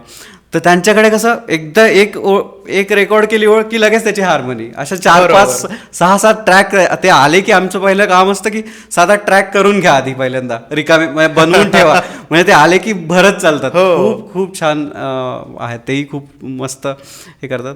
वरदने खूप ताकद आहे त्यांच्या ताकद आहे खूप आवाजात. आणि रेंज काय आहे, म्हणजे या गाण्याला जर का थोडा जरी लेचापेचा गायक असताना तरी शब्द चांगले असू द्यात, संगीत चांगलं असू द्या, ते गाणं तरी पण फसलंच असतं. आपलं जेव्हा बोलणं चालू होतं ना ते गाण्याचं की असं काहीतरी गाणं करायचं आहे, तर त्याच्यात झालं असं होतं की आम्ही तेव्हापासून विचार करत होतो, माझं वरचं कामच हे होतं की आता सिंगर कोण, कारण सगळे आम्ही विचार केले, आमचे ओळखीचे आहेत. आणि मला वाटतं जस्ट रेकॉर्डिंग करायच्या 1-2 दिवस आधीच राजलक्ष्मी संजय म्हणून आहेत गायिका, संगीतकार गायिका आहेत, त्या आल्या होत्या आणि त्यांचं एक रेकॉर्डिंग करत होतो आम्ही. तर त्यांनी आम्हाला सांगितलं की त्यांच्या एका गाण्यात त्यांना एक व्होकल स्टेक्स करायचे होते, तर 1 जण येणार आहेत. मग आम्हाला बाकी काहीच आयडिया नव्हती. त्याच्यानंतर ते आल्यानंतर त्यांनी जो स्टुडिओ हे करून ठेवला की दणाणून सोडला खरंच. म्हणजे इतके फास्ट त्यांनी व्होकल स्टेक्स सगळे रेकॉर्ड केले. आणि तिथे ते सुरू झालं ना तेव्हाच वरदनी मी एकमेकांकडे पाहायला म्हटलं, अरे गणेश तांडवला आवाज मिळाला. नाही तर आमचं तोपर्यंत चाललेलं की अरे आता रेकॉर्डिंग करायचं आहे, कारण आपल्याला रिलीजची डेट फिक्स आहे, बाकी काही असू नसो रिलीजची डेट फिक्स आहे. मग सिंगर कोण घ्यायचा तो हा फिक्स झाला. अशा म्हणजे अगदी 1-2 दिवस आधीच ते बघ ना, म्हणजे आपण काहीतरी चांगलं करायचं ठरवलं की जमून येतात गोष्टी, कुठून गोष्टी जमून येतात. मी तर म्हणतो की गणपतीनेच ते गाणं आपल्याकडून करून घेतलं म्हणू शकतो आपण. तर दादा आपण बघतो की आपण जुनी गाणी, जसं तुम्ही गुलजारांचं पण म्हणालात, तर जुनी गाणी आपण अजूनही ऐकतो, त्याला रिमिक्स केलं जातं, वेगवेगळे व्हर्जन्स बनवली जातात, अजूनही त्याला हे आहे. पण एखादं नवं गाणं गेल्या 10-20 वर्षात किंवा त्याच्याही अलीकडचं म्हणू शकतो आपण, त्याची लाईफ तेवढी नाही आहे. लोक ऐकतात तेव्हा फार भाऊ होतो त्या गाण्याचा आणि नंतर ते विसरून जातात. बरोबर. तर हे का होतं असं तुम्हाला वाटतं? मला काय वाटतं सांगू का, पूर्वीच्या काळी संगीतकार, गीतकार, निर्माता, दिग्दर्शक, गायक ही सगळी मंडळी एकत्र यायची आणि त्यांच्या सिनेमाला अभिप्रेत असलेलं वगैरे ते तर अर्थात ते असतंच, ते अजूनही असणार, पण आपण काहीतरी चांगलं गाणं करू असा विचार करायची आणि ते चांगलं गाणं करायला घ्यायचं म्हणून ते हिट व्हायचं. आत्ताच्या काळात हीच सगळी मंडळी हिट गाणं बनवायला जातात आणि ते चांगलं व्हायचं राहून जातं. बरोबर, असं मला वाटतं. बरं. आणि त्यामुळे होतं काय की जे मी मगाशी सांगितलं त्याप्रमाणे की लोकांना काही समजत नाही, असं जर का तुम्हाला वाटायला लागलं ना की ये नहीं चलेगा, ये लोगों को पसंद नहीं आएगा, असं जर का तुम्हाला वाटायला लागलं ना तर मग तुमच्यात काहीतरी गडबड आहे. तुम्ही जिथे लोकांची अक्कल काढायला जाता तिथे तुमची स्वतःचाच IQ कमी होतो आणि तुम्ही काहीतरी पाट्या टाकल्यासारखं एका टेम्पलेटमधलं एवढंच त्यांना देऊ शकता. बरोबर. त्यामुळे आत्ता दुसरं कारण हे पण आहे की लोकांना शहाणं समजत नाहीत. आणि तिसरी मला सगळ्यात मोठी गोष्ट ही वाटते की आपला पण एकूण अटेन्शन स्पॅन खूप कमी झालाय. पूर्वीच्या काळी बघ ना कसं असायचं की एखादं गाणं आलं किंवा एखाद्या सिनेमाचं गाणं आलं ते आपण कुठेतरी रेडिओवर ऐकायचो, कुठेतरी एखाद्या चहाच्या गाडीवर, पानटपरीवर किंवा एखाद्या दुकानात, सलूनमध्ये वगैरे आपण ऐकायचो. आणि मग आपल्या वाटायचं अरे छान गाणं आहे, मग आपण जाणार कॅसेटच्या दुकानात, ती कॅसेट शोधणार, ती नसेल तर तो म्हणणार मी भरून देतो आणि मग आपण ते ऐकणार. हा संघर्ष होता ना एक प्रकारे. आपल्याला आवडीचं गाणं 2-2, 4-4 महिने मिळत पण नसायचं ऐकायला, किंवा कधीतरी टीव्हीवर चित्रहार वगैरे लागलं, छायागीत लागलं तर दिसायचं, किंवा रेडिओवरती गीतमाला सारखी एखादी जर का असेल ती तर त्याच्यातच ऐकायला मिळायचं ते. बरोबर बरोबर. मग नंतर थोडा संघर्ष कमी झाला, कॅसेटच्या सीडीज झाल्या, मग ते मिळणं सोपं झालं, बर्न करणं सोपं झालं. नंतर संघर्ष अजून सोपा होत गेला, अजून सोपा होत गेला. आता तर आपण एका क्लिकवर म्युझिक स्ट्रीम करतो. त्यामुळे होतं काय, आपल्याला त्या गोष्टीची तितकी किंमत नाही राहत जी सहज मिळते आणि जी मी सहज डिलीट करू शकतो आणि जी मी सहज टाळून पुढे जाऊ शकतो. बरोबर. तिची तितकी किंमत नाही राहत. त्याच्यामध्ये सगळंच ते जे 2 मिनिटाच्या नूडल्स असतात तसं होऊन गेलंय सगळ्याच एकूण आपल्या पॉप कल्चरचं. खरंय. त्यामुळे असं नाही की चांगली गाणी आज बनत नाहीत, बनत असतील आणि बनतातच, 100% बनतात. अनेक लोक आहेत चांगली गाणी करणारे, लिहिणारे, रचणारे, गाणारे. पण ही जी 3 कारणं आहेत, या 3 कारणामुळे ती जरा आपल्यापर्यंतही नीट पोहोचत नाही. पोहोचली तरी आपण त्यांना तितकं महत्त्व देत नाही. कारण आज पूर्वीच्या काळी कसं व्हायचं, वर्षाला काहीतरी 10-5 सिनेमे रिलीज व्हायचे जे आपल्यापर्यंत पोहोचायचे. होत अनेक असतील, बरोबर, आपल्यापर्यंत पोहोचणारे थोडेच असायचे. त्याच्यामुळे त्या सगळ्यांना वेळ देता यायचा आपल्याला. आता एक गाणं आज ऐकायचं म्हटलं तर ते संध्याकाळपर्यंत शिळं झालेलं असतं, कारण तोपर्यंत धाड धाड धाड धाड करून खूप सारा कंटेंट रिलीज झालेला असतो. ते आता कला म्हणणं पण बंदच केलंय आपण, त्याला कंटेंटच म्हणतो. आणि आपण कंटेंटचे रसिक नाहीच राहिलो, आपण कंटेंटचे कन्झ्युमर्स झालोय. आणि त्याच्यामुळे मग होतं काय, त्याच्यातली जी सात्विकता होती, त्याचं एक पावित्र्य होतं, ते त्यांच्या बाजूनेही भंगलंय, आपल्या बाजूनेही भंगतंय. खरं. ह्याच्यातच मला आणखी एक गोष्ट विचारायची होती की सोशल मीडिया आला आणि सगळं जगच खुलं झालं तसं बघायला गेलं तर ह्याचा क्रिएटिव्हिटीवरती काय परिणाम होतो? एका कवीच्या म्हणा, कोणाच्याही कुठल्याही क्रिएटिव्ह माणसाच्या क्रिएटिव्हिटीवरती काय परिणाम होतो त्याचा, तुम्हाला काय वाटतं? एक तर कवी किंवा गीतकार म्हणून मला असं वाटतं की जुन्या अनेक उपमा रद्द बातल झाल्यात. जसं की म्हणजे आता मैं तुम्हारे लिए चांद तोडकर लावूंगा, याला काही अर्थ नाही राहिला आजच्या जगात. कारण काही त्याच्यात कुणाला, आणि ते खूप क्लिशेपेक्षा ना चीजी वाटतं ते आजच्या लोकांना. पण ॲट द सेम टाईम नवीन उपमा पण सुरू झाल्या. मी सार्थक सोबत एक गाणं केलं होतं, ते रिलीज नाही आलं, पण मी त्याचे तुला काही शब्द सांगतो. गाण्याचं असं होतं की सिच्युएशन अशी दिली होती मला संगीतकार, त्या ज्या निर्मात्याला करायचं होतं त्याने सांगितलं की एक मुलगा आहे, त्याची व्हॉट्सॲपवर एका मुलीशी चॅटिंग होते, रोज होते, आणि ते पहिल्यांदा भेटायचं ठरवतात. आणि बस ते भेटीचं ठरण्यापासून पहिली भेट होईपर्यंतचा जो स्पॅन आहे त्याचं ते आवरणं वगैरे वगैरे वगैरे, त्यावर गाणं करायचं आहे. तर सार्थकने खूप छान चाल रचली होती आणि मी त्याच्यावर लिहिलं होतं, एक परी डीपीत हासे, जग हे स्पायरल भासे, जगण्याचे व्हायरल उसासे उफ, शलाय आस्क झालं का जेवण, की व्हावे थेट आता केळवण, कसं सांगू यू आर द वन उफ, अनफिल्टर्ड नाते वाटते तुझ्याशी असावे, अनफिल्टर्ड नाते वाटते तुझ्याशी असावे. सो किती वेगळ्या उपमा खुल्या झाल्यात, किती वेगवेगळे अर्थ, वेगवेगळे शब्द खुले झालेत आपल्यासाठी. सो असं नाही की प्रेम तेच आहे, त्याची अभिव्यक्ती बदलली आहे. बरोबर. आणि आता मी आदित्यसाठी आता आम्ही एक अल्बम करतो, त्याच्यासाठी तर मग बरंच काय काय लिहायला मिळतं. म्हणजे अगदी ओल्ड स्कूल रोमॅन्टिक सुफी गाण्यापासून ते अगदीच बंदिश वगैरे ह्या सगळ्याला ऐकणारे लोकही आहेत आजच्या काळात, आणि आजच्या काळात ते करणारे लोक सुद्धा आहेत. अभिव्यक्ती थोडी थोडी चेंज झाली, एवढंच. नाही, माझं म्हणण्याचा हा उद्देश होता की आपण एकदा समजा इंस्टाग्राम सुरू केलं तर आपण त्याच्यावरती किती किलोमीटर चालतो हे आपल्याला गणतीच नाही त्याला, आणि किती वेळ आपला त्याच्यात वाया जातो. त्याच्यानंतर त्याच्यामुळेच आपला अटेन्शन स्पॅनही कमी होतं असंही म्हणू शकतो आपण. त्याला एक फार छान शब्द आहे इंग्रजीत, डूम स्क्रोलिंग. बरं. डूम स्क्रोलिंग म्हणजे काय, निरुद्देशपणे फक्त आणि फक्त स्क्रोल करत राहणं, आणि तेच आपण करतो. बरोबर. आणि त्याच्यामुळे गाण्यांचं पण कसं होतं बघ ना, जी गाणी रीलवर चालतात तेवढीच आपल्याला माहिती असतात. मग ते ओ वगैरे हेच आपल्याला माहिती असतं फक्त. आपण आता असं नाही करत, आपण जातो आणि मला अमक्या संगीतकाराला ऐकायची इच्छा आहे मग मी ते ऐकेन, असं करत नाही आजकाल लोक. बरोबर. आणि त्याचा मग तोटा असा होतो की खूप चांगलं आपल्यापर्यंत पोहोचत नाही, खूप सारं मीडियोकर आपल्यापर्यंत सहजपणे पोहोचतं. आणि त्याचा फायदाही होतो की आता मध्ये एक गाणं व्हायरल झालं होतं, खलासी, गोतीलो नावाचं हो, एक गुजराती हो, गाणं. हो.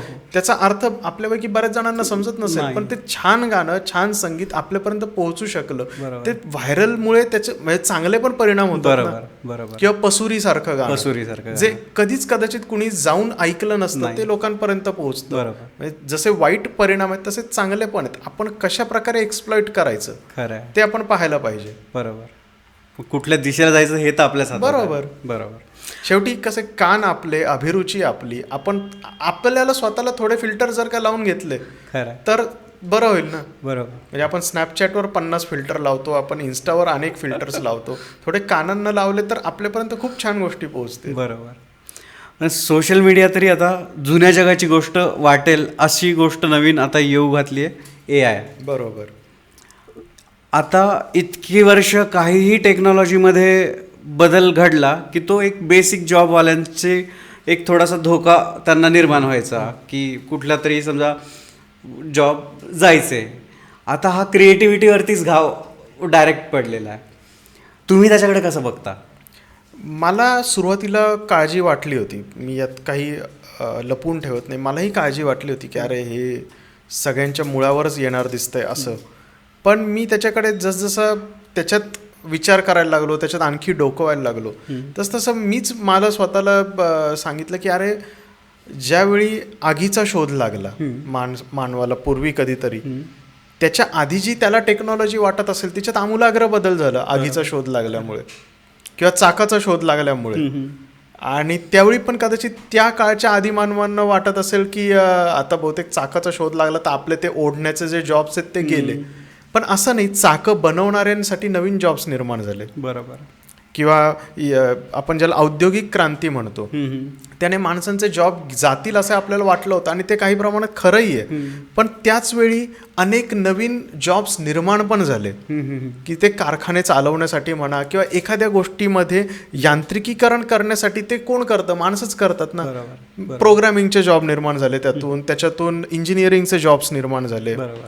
AIचं मलाही तेच वाटतं. आता मी तुला सांगतो, आपल्या क्षेत्राच्या दृष्टीने जर का बघायला गेलं ना तर माझ्या माहितीत असे अनेक मोठे संगीतकार आहेत, मी नाव नाही घेणार, मला अगदी नावानिशी माहिती आहेत, की जे त्यांच्या चाली AI कडून बनवून घ्यायचा प्रयत्न करतायत. मला काही असेही माहिती आहेत की जे AIला काहीतरी फीडिंग देऊन या चालीवर हे लिरिक्स लिही असं करून घेत आहेत. आणि आपण गाणी तर ऐकतोच की अमुक गाणं अमक्या गायकाच्या आवाजात AIच्या द्वारे करणं वगैरे, हे तर सर्रास चालू आहे. बरोबर. हे आहेच आणि ते राहणारच आहे. त्याच्यासोबत जसं आपण कोविडसोबत जगणं शिकून घ्यायचा प्रयत्न केला होता तसंच याच्यासोबत आपल्याला जगावंच लागणार आहे. पण याची दुसरी बाजू अशी की आता तुला मला आपल्याला काहीतरी एक बॅकग्राऊंड असतं आणि ते बॅकग्राऊंड नुसतं आपल्या प्रतिभेचं वाचनाचं नसतं. वाचन आपल्यापेक्षा हजारो पटींनी जास्त AIला उपलब्ध आहे माहितीच्या दृष्टीने जर का बघायला गेलं तर. पण मी याच्याकडे असा विचार करतो की मी जे माझ्या आयुष्यात अनुभव घेतलेत ते माझ्या लेखनामध्ये, माझ्या गीतांमध्ये डोकावतात. मी गरिबी पाहिली असेल, ती गरिबी कुठेतरी डोकावून जाते. माझ्या कधीतरी हृदयभंग झाला असेल, तो कुठेतरी डोकावून जातो. माझ्या जर का एखादा विरह झाला असेल कुणासोबत तरी तो कुठेतरी डोकावून जातो. माझ्या मातृभूमीवरचं प्रेम कुठेतरी डोकावतं. माझ्या आईबद्दलची ममता कुठेतरी डोकावते. हजार प्रकारच्या भावना असतात ज्या आपल्या याच्यात डोकावतात. AI त्यांना मिमिक करू शकतं, पण त्या भावना त्याच्या सच्च्या नाही आहेत. त्याच्यामुळे त्या गोष्टींमध्ये कुठेतरी कृत्रिमता ही ऐकणाऱ्याला जाणवतेच. ज्यांना नुसतं पॉपकॉर्न म्हणून काहीतरी कन्झ्युम करायची एंटरटेनमेंट, त्यांना कदाचित ते जाणवणार नाही. पण शहाण्या लोकांना ते जाणवतं आणि जाणवतच राहणार आहे. हा एक भाग. दुसरा भाग असा की AIला आपण अँटेगनाइज करण्यापेक्षा त्याचा आपण जर का वापर करायला शिकलो की आपण बऱ्याच बाबतीमध्ये त्याची मदत जर का घ्यायला शिकलो तर खूप काही काही होऊ शकतं. आता बघ गंमत, व्हॉट्सॲपचं AI आलंय, तो सगळ्यांनाच रोल ओव्हर नाही झालं पण मला आलंय ते. तर त्याच्यात मी त्यांना सहज त्याला विचारलं, मी त्या AIला ChatGPT सारखंच ते काम करतं. त्याला मी विचारलं की मी जर का तुला सिच्युएशन दिली तर तू मला ट्यून कंपोज करून देशील का? तर त्याने मला सांगितलं की मला सिच्युएशन द्या, मूड काय आहे गाण्याचा ते द्या आणि त्याच्यानंतर कोणत्या जॉनराचं, असं त्याने मला 3-4 गोष्टी विचारल्या. त्याने असं मला यादी दिली की या 3 गोष्टी, ह्या 3-4 गोष्टी या फॉर्मॅटमध्ये मला. मी त्याला ते दिलं आणि त्याने त्याच्यावर मला गाण्याचे नोटेशन्स लिहून दिले. अरे बापरे. मी त्याला विचारलं की ह्या नोटेशन्सवर तू हिंदी शब्द लिहू शकतो का. तर हिंदी त्याला अजून तितकं जमत नाही, पण तो इतर भाषांमधले शब्द लिहू शकतोय, इंग्रजी लिहू शकतोय. पण एका माणसाच्या जाणीवेतून ते येणं आणि यंत्रातून येणं याच्यात फरक आहे. पण येणाऱ्या भविष्यात असं होऊ शकतं का की ते तेवढं रियालिटीच्या जवळ जाईल? कारण हे बाल्यावस्थेत आहे. 100% जाणार. आणि याच्यात अगदी मी तुला म्हणजे नुसत्या गाण्याच्याच बाबतीत नाही, एखादा सिनेमा माझ्या डोक्यामध्ये कन्सिव्ह होऊन तो थिएटरला रिलीज होईपर्यंत जितके म्हणून पायऱ्या असतात सगळ्या AI करू शकतो. आजच तो त्यातल्या अनेक पायऱ्या करू शकतोय. आणि इथून पुढे तर तो आणखी सगळ्याच गोष्टी करणार. म्हणजे असे काही दिवसांनी कदाचित अशी एक्सक्लुझिव्ह जाहिरात करावी लागेल की मेड बाय ह्युमन्स. कारण तितकी त्याची एक्सक्लुझिव्हिटी तयार होईल एकेकाळी की हे मानवी प्रयत्नातून आणि मानवी बुद्धिमत्तेतून, मानवी प्रतिभेतून निर्माण. कारण AI तसं बघायला गेलं तर स्वस्त होत जाणार लोकांना वापरायला. जसं प्रिंट आणि ड्रॉइंग, एखाद्याने ड्रॉइंग केली तर ती महागच असणार. बरोबर. त्या प्रिंटपेक्षा आज त्याला नो डाऊट आज त्याला अनेक मर्यादा आहेत, पण त्या मर्यादा ते आज ना उद्या धुवून काढणार आहेत. आपल्याला फक्त हे बघायचं की आपण त्याच्यातून काहीतरी चांगलं करू शकतो का. पण मला एक थोडासा कन्सर्न असा आहे की ह्या गोष्टी तर सगळ्यात ठीक आहेत, पण एक जोपर्यंत माणूस एखादी गोष्ट करत राहतो, तो क्रिएटिव्ह आपण काहीतरी देतोय, आपण काहीतरी क्रिएटिव्ह गोष्टी करतोय. ही करायची गोष्ट जसं ChatGPT आल्यापासून लोकांचं लिहिणं बरोबर बदललं. कारण आता पण मी कशाबद्दल काही मला कोणाला द्यायचं असेल, कोणाला मला काही पाठवायचं असेल, मेल पाठवायचे असतील तर ते ChatGPT वरती जाऊन लगेच बरोबर करतात. ह्याची प्रॅक्टिस जर कमी झाली. अगदी मी तुला छोटं उदाहरण देतो. आपण जे सो कॉल्ड 90s किड्स आहोत, आपल्याला पाढे-पाठ असायचे. बरोबर. आपण तो काळ पाहिलाय ज्या काळात मोबाईलमध्ये 200च कॉन्टॅक्ट सेव्ह करता यायचे, 150च सेव्ह करता यायचे. आपण याचा तो जो फोन असतो घरातला, काय म्हणतात त्याला, लँडलाईनचा पण काळ आपण पाहिलेला. बरोबर. तर त्या काळात आपल्याला अनेक नंबर लक्षात ठेवावे लागायचे, पाठ व्हायचे. आणि ते आपण पाठ अजूनही मी बहुतांशी जे माझे जवळचे नंबर ते मी पाठ करतो. बरोबर. कारण टेक्नॉलॉजी आपल्या फायद्यासाठी जरी असली तरी ती कधी क्रॅश होईल आणि कधी आपल्याला गरज पडेल. काही सांगा, मध्ये माझा आता मागच्या महिन्यात फोन माझा पूर्णच बंदच पडला. म्हणजे इतकं की मला नवीन फोन घ्यावा लागला. त्या काळात जवळच्या लोकांना फोन करायला माझ्याकडे फक्त माझी मेमरीच होती. फोनची जरी मेमरी क्रॅश झाली ही आहे ना आपल्याला देवाने दिलेली. पण आता काय होतं, आता आपण इतके त्यावर परावलंबी झालोय. आपल्याला साधी हाताने करता येणारी गणितं करता येत नाहीत लोकांना, किंवा आपण फोन नंबर्स आपल्याला आठवत नाहीत आपल्याला. त्यामुळे होतं काय, एक प्रकारे ना मेंदूला जो व्यायाम व्हायला पाहिजे तो होत नाही. आणि मेंदू शस्त्रासारखा आहे, तुम्ही वापरला नाही तर ते गंजणारच आहे. उद्या तुमच्या प्रतिभेला पण हा गंज चढणारच आहे. AIचा भस्मासूर होणार जे म्हणतात त्याचं हे एक रूप आहे की मध्ये मी फार पूर्वी एक सिनेमा पाहिला होता, वॉल ई नावाचा. खूप भारी सिनेमा होता, खूप छान. आणि त्याच्यात ह्युमॅनिटीची अवस्था अशी की एका त्या चेअरला जखडलेले आणि सगळ्या बाजूंनी सुटलेले, फक्त आणि फक्त कन्झ्युम करणं एवढंच माहिती असलेले आणि डोकं अजिबातच चालत नसलेले, हीच मानवतेची अवस्था झाली होती. तिथपर्यंत जायचं का? कुठंतरी आपण स्वतःला बंधन घालून घ्यायला नको का? खरंच.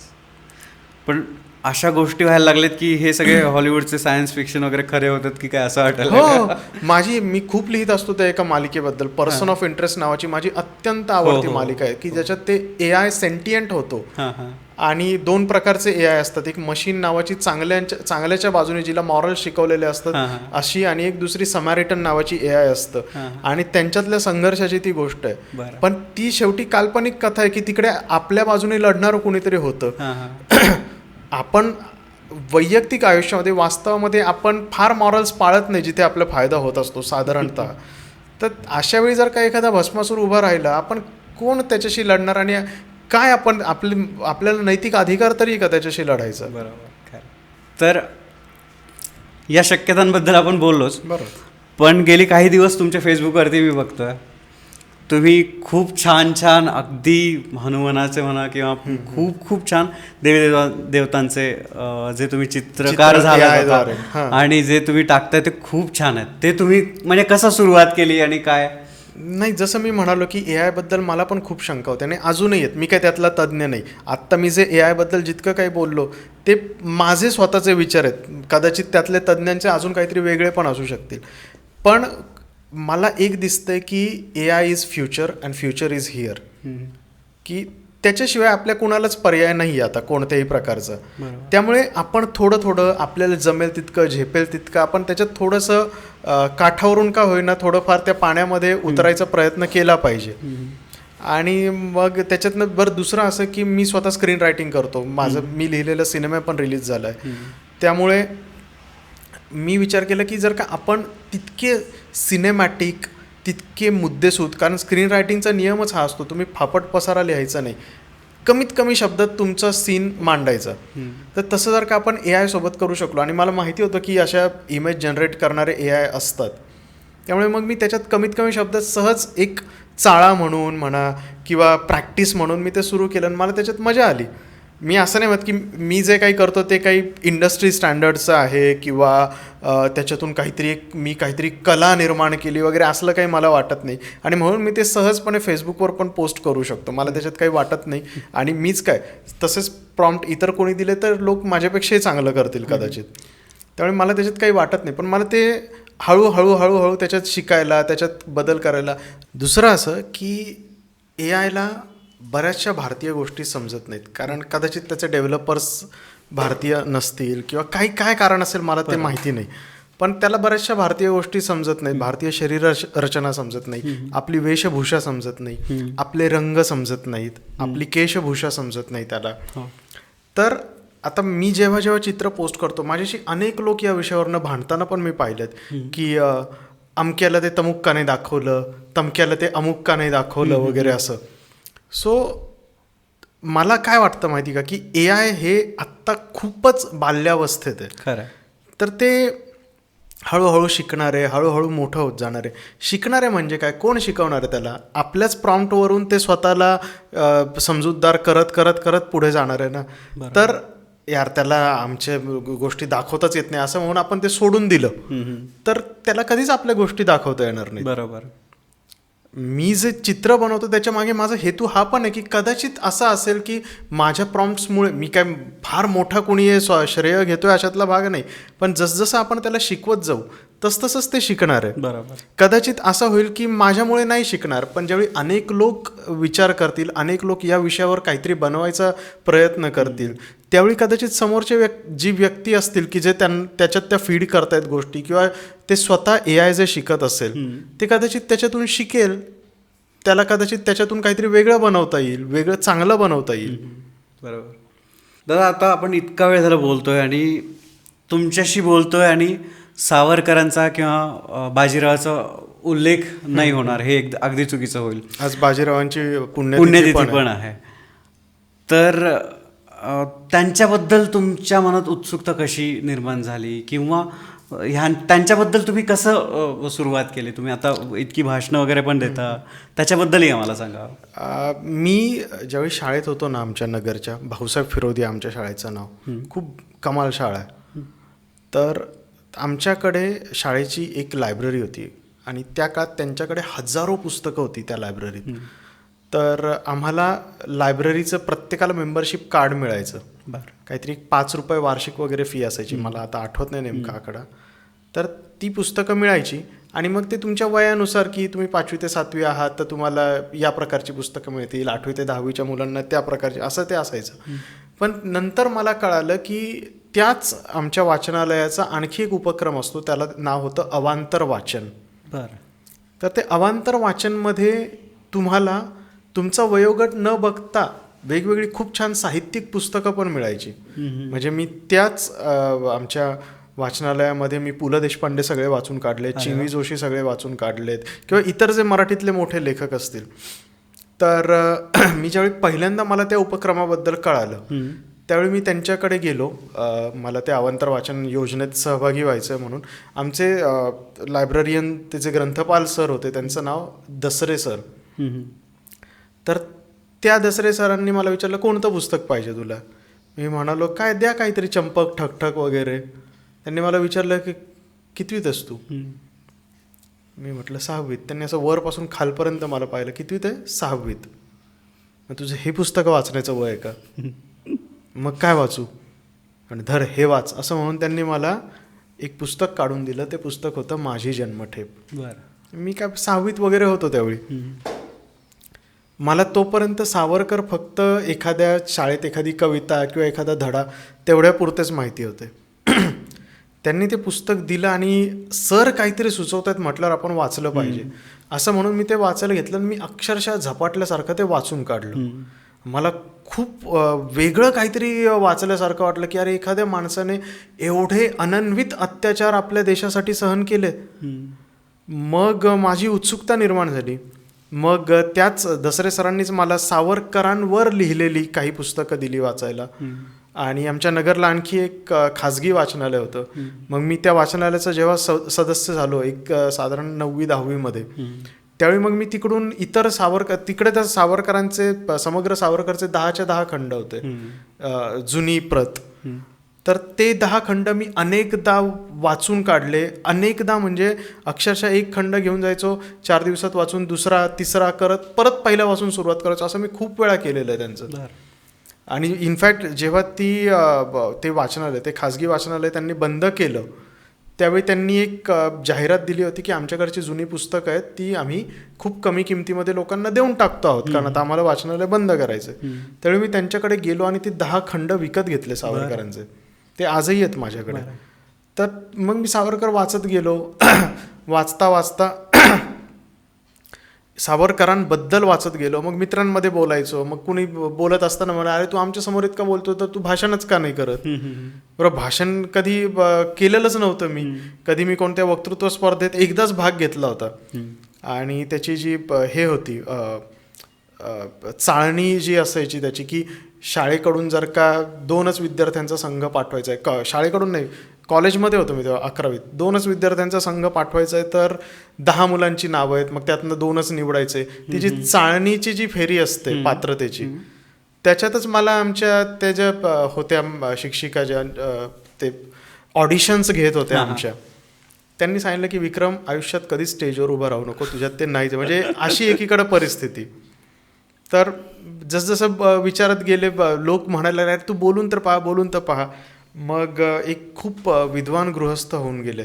त्यांचं नाव होतं डॉक्टर प.वी. वर्तक. त्यांनी रामायणावर महाभारतावर वेदांवर उपनिषदांवर त्यांच्या पद्धतीने खूप वेगळ्या प्रकारचं संशोधन करून ठेवलं. त्यांनी रामायणाच्या महाभारताच्या तारखा निश्चित केल्या आहेत त्या काळात. आणि तर त्यांचं मी खूप वाचायचो. त्यांचं इथे पुण्यातच वेद विज्ञान मंडळ नावाची संस्था होती आणि त्या संस्थेतर्फे वार्षिक निबंधोत्सव वगैरे असायचा. त्याच्यात मी 1-2दा निबंध वाचन पण केलं होतं. म्हणजे निबंध वाचन पण म्हणजे ते कसं वक्तृत्व तर काहीच नाही माझ्यात. ते निबंध लिहून आणलेले वाचायचे असाय. पण मी ते वाचत असताना स्टेजवरनं मान वर करून पण बघितली नव्हती. इतकं मी घाबरायचो त्या सगळ्याला. आणि मग त्यांच्याकडे ते दर आठवड्याला किंवा महिन्याला आता ते वेगवेगळे छोटे छोटे कार्यक्रम करायचे.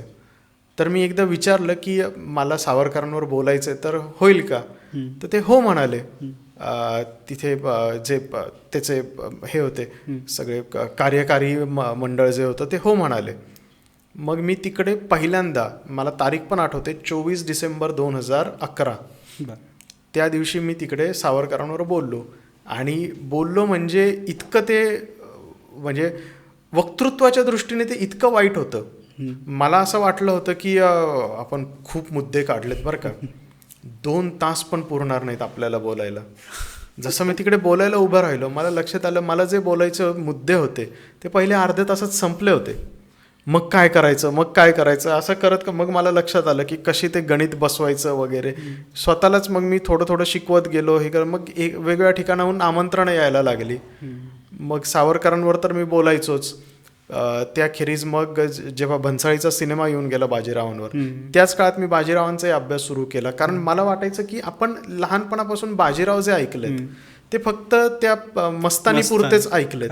मग मी विचारपूर्वक असे मुद्दे शोधून अशा नोट्स काढायला लागलो की ज्याच्यातून विषय उभा राहिला. त्या विषयाला नावच मी दिलं मस्तानी पल्याडचे बाजीराव.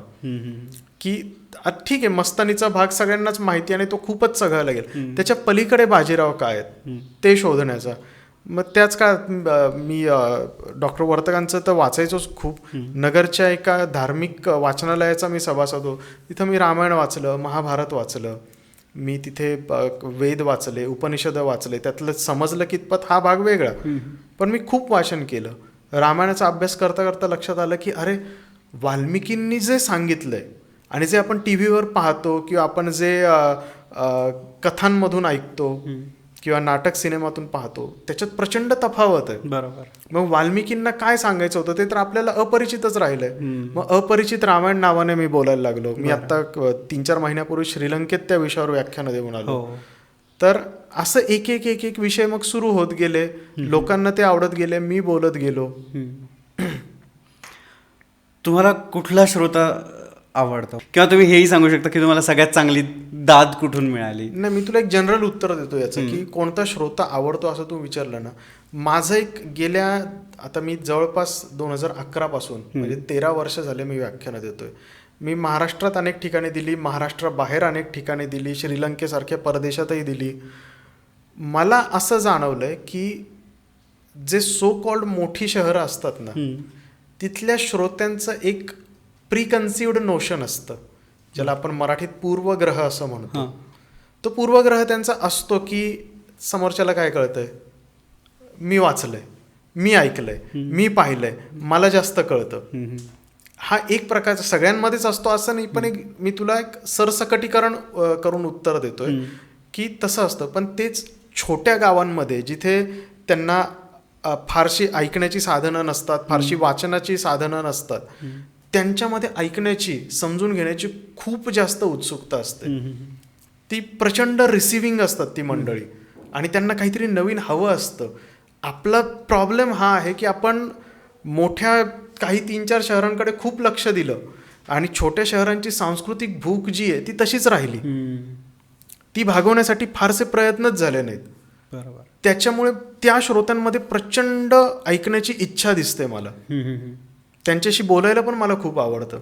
बरं, आता एक शेवटच्या टप्प्यात आपण एक छोटासा रॅपिड फायरचा एक राऊंड घेऊयात. चालेल. पेपर की कम्प्युटर? सध्या मोबाईल. भारतातलं सर्वात फेवरेट शहर? आता कसं आहे, जननी जन्मभूमीश्च स्वर्गादपी घरी असी. माझं ॲक्च्युली जन्मगाव मनमाड आहे, पण मनमाडला माझा फक्त जन्मच झाला. मी तिकडे आजोळ असल्यामुळे मी सुट्ट्यांमध्येच जायचो. बाकी माझं सगळं राहणं, शिक्षण वगैरे सगळंच नगरला झालं. त्याच्यामुळे नगर अशी एक वेगळे ऋणानुबंध आहेत. आवडतं शहर वगैरे असं मी नाही म्हणणार, कारण जर आवडतं असतं तर मग मी आता नगरमध्ये का राहत नाही. त्यामुळे नगरही आवडतं मला तितकंच पुणेही आवडतं जिथे मी राहतो आत्ता. मला चेन्नई पण आवडतं, माझं कामानिमित्तानं तिकडे खूप जाणं होत असतं. मला अंदमानमध्येही आवडतं. पोर्ट ब्लेअरला मी अनेकदा सावरकरांवर व्याख्यानं द्यायला तर अंदमानला जातच असतो मी. त्यामुळे खूप सारे शहर आहेत आणि भारत देशच असा आहे की तुम्ही जिथे जाल तिथे राहिलात तर तुम्ही प्रेमातच पडता. बरोबर. तुमच्या मते सगळ्यात चांगलं वय कुठलं? वेगवेगळ्या गोष्टींसाठी वेगवेगळी वयं असतात. तुला जर का शिकायचं असेल त्याला तर कोणतंच वय नाही आहे. पण कसं असतं, तारुण्यामध्ये जो उत्साह असतो तो इतर कशातच नाही आहे. आपल्याला एक असं चुकीची धारणा करून दिली जाते की तारुण्यात मजा करून घे, देवदेव करायला म्हातारपण पडलेलं आहे. प्रत्यक्षात मी ज्यावेळी आता फिरतो त्यावेळी लक्षात येतं की आता श्रीलंकेला मी ज्यावेळी गेलो होतो तर तिकडे आम्ही रामायण ट्रेल करत होतो. तर रामायणाशी संबंधित आम्हाला जागा पाहायच्या होत्या आणि मी रामायणावर रोज व्याख्यान द्यायचो. तर मला एक असं लक्षात आलं की जी तरुण मंडळी ती उत्साहाने चालू शकतात आणि एका विशिष्ट वयानंतर तितक्या उत्साहाने मनात जरी असलं तरी करता येत नाही, शरीर साथ देत नाही. त्याच्यामुळं तरुणपणातच याही गोष्टी करून घेतल्या पाहिजेत. म्हातारपण ज्यावेळी तुम्ही तरुणपणात या सगळ्या गोष्टी अनुभवाल त्याच वेळी म्हातारपण तुमचा अनुभव सिद्ध होईल. म्हणजे नुसतं वयोवृद्ध न होता तुम्ही ज्ञानवृद्ध पण व्हाल. बरोबर. त्यामुळे असं एकच वय मी सांगू नाही शकत. तुमचा लहानपणीचा सगळ्यात फेवरेट TV शो कुठला? लहानपणीचा मला मी तुला एक गंमत सांगतो. शक्तिमान लागायचं आपल्या लहानपणी. रविवारी सकाळी 10 ते 11. तर मी नगरच्या एका क्लासला जायचो आणि मला त्याच्या आधी मी एका वेगळ्या क्लासला जायचो. त्यांनी काही कारणाने तो बंद केला म्हणून मी या वेगळ्या क्लासला नाव नोंदणी केली. म्हणजे मी त्या पिढीतला आहे की जिथं क्लासला जातो याची लाज वाटत नसायची लोकांना. तर त्यांच्याकडे मी गेलो. पहिले 2-4 दिवस गेल्यानंतर ते म्हणे आता उद्या पण तुम्ही यायचं. मी म्हटलं उद्या तर रविवार आहे. ते म्हणे हो आपला असतो रविवारी क्लास. मला इतकं वाईट वाटलं की रविवारी पण क्लास असतो. म्हटलं किती वाजता? ते म्हणे 11 वाजता. त्यावेळी 11लाच काहीतरी शक्तिमान लागायचं. तर म्हटलं नाही त्यावेळी ते शक्तिमान असतं. म्हणे नाही पण आपला क्लास त्याच वेळी. म्हटलं दुपारची एखादी बॅच नाही, एवढी एकच बॅच आहे म्हणे. मला इतकं वाईट वाटलं की मला शक्तिमान पाहता नाही येणार. मी तो क्लास सोडला त्याच्यानंतर. सो त्या अँगलने पाहिलंच तर शक्तिमान मला खूप आवडायचं लहानपणी. माझी एक आठवण मला जस्ट हे झाली की शक्तिमानचा पहिला एपिसोड होता. मला अजूनही तो दिवस आठवतो, माहित नाही कसा. पण मी आणि माझा एक मित्र जो अगदी शेजारीच राहायचा, आम्ही अक्षरशः गल्लीत असा ओरडत सुटलो होतो की शक्तिमान शक्तिमान. आणि तो लागायचा होता जस्ट कारण पहिलाच एपिसोड आणि असं काहीतरी नवीन हाईप केवढा होता. इव्हन आमच्या लहानपणी एक चॅनल असायचं होम TV नावाचं. बरं. तर त्याच्यावर माझी शाळा काहीतरी 5:45ला सुटायची रोज. मी 6पर्यंत घरी यायचो. घर आणि शाळेत फार अंतर नव्हतं. 6 वाजता आलो की मी पहिल्यांदा ते होम TV लावायचो. का तर ज्याला आजच्या भाषेत वुक्शिया म्हणतात. वुक्शिया म्हणजे काय तर चायनीज मार्शल आर्ट्स किंवा कुंगफूशी संबंधित मालिका. त्या तिथल्या मग काहीतरी मायथॉलॉजिकल असतील, कादंबऱ्यावर असतील, अशा त्या मालिका असायच्या. तर मला त्या एवढ्या जास्त आवडायच्या. त्याच्यातली फाईट, त्याच्यातलं त्यांचं वागणं बोलणं, त्यातल्या थीम्स. मी किती 5वी-6वीत वगैरे असेल त्यावेळी. नंतर ते चॅनलच बंद पडलं काहीतरी 99-2000च्या आसपास. पण मी ते खूप पाहायचो. मला प्रचंड आवडायच्या त्या सगळ्या मालिका. तुमचं पहिलं सेलिब्रिटी क्रश? पहिलं खूप आहेत रे. मग रिसेंट सांगा. तेही खूप आहेत. कुणा एकाचं नाव घेतलं तर बाकीचे नाराज होतील ना. नाही पण हे पॉलिटिकल उत्तर नाही, तुम्हाला एक नाव घ्यावंच लागेल. क्रश असं नाही बरं का. मला वेगवेगळे लोक वेगवेगळ्या कारणासाठी आवडतात. म्हणजे आता सौंदर्य हे एकच परिमाण जरी धरलं तरी त्यातही केवढे वैविध्य. आणि इतर बाबतीत तर आहेच आहे. त्यामुळे असं कोणा एकाचं नाव नको घ्यायला असं वाटतं. एक तरी असंच नाव असं.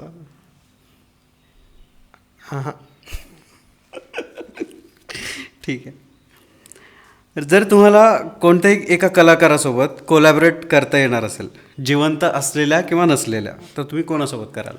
मला असं वाटतं की इलयाराजाचं संगीत असावं, मी लिहिलेलं गाणं असावं, त्याचे प्रोग्रॅमिंग रहमानने केलेली असावी आणि ते ड्युएट SP बालसुब्रमण्यम आणि आशा भोसलेंनी गावं. क्या बात आहे. हे माझं आता अर्थातच विशफुल थिंकिंग आहे, पण ह्या पलीकडे माझ्यासाठी सुखाची परिसीमा असू शकत नाही. क्या छान. जर तुम्हाला टाइम ट्रॅव्हल करता आलं तर तुम्ही कुठल्या काळात जाल? खूप वेगवेगळ्या काळांमध्ये जायचं आहे मला. सगळ्यात आधी मागे जाऊन महाराजांचं दर्शन घ्यायचं आहे. शक्य झालं तर आणखी मागे जायचं आहे. चाणक्य ज्यावेळी शिकवत होता तक्षशिलेत, काय शिकवत होता ते अनुभवायचं आहे. रामायण घडताना पाहायला आवडेल, महाभारत घडताना अनुभवायला आवडेल, श्रीकृष्ण साक्षात अर्जुनाला भगवद्गीता सांगत असताना अनुभवायला आवडेल. किती काय काय गोष्टी आहेत, हजारो गोष्टी आहेत कराव्याशा वाटतात अशा, पण त्या शेवटी जर तरच्या आहेत, त्याच्यात रमण्यात काही फार अर्थ नाही.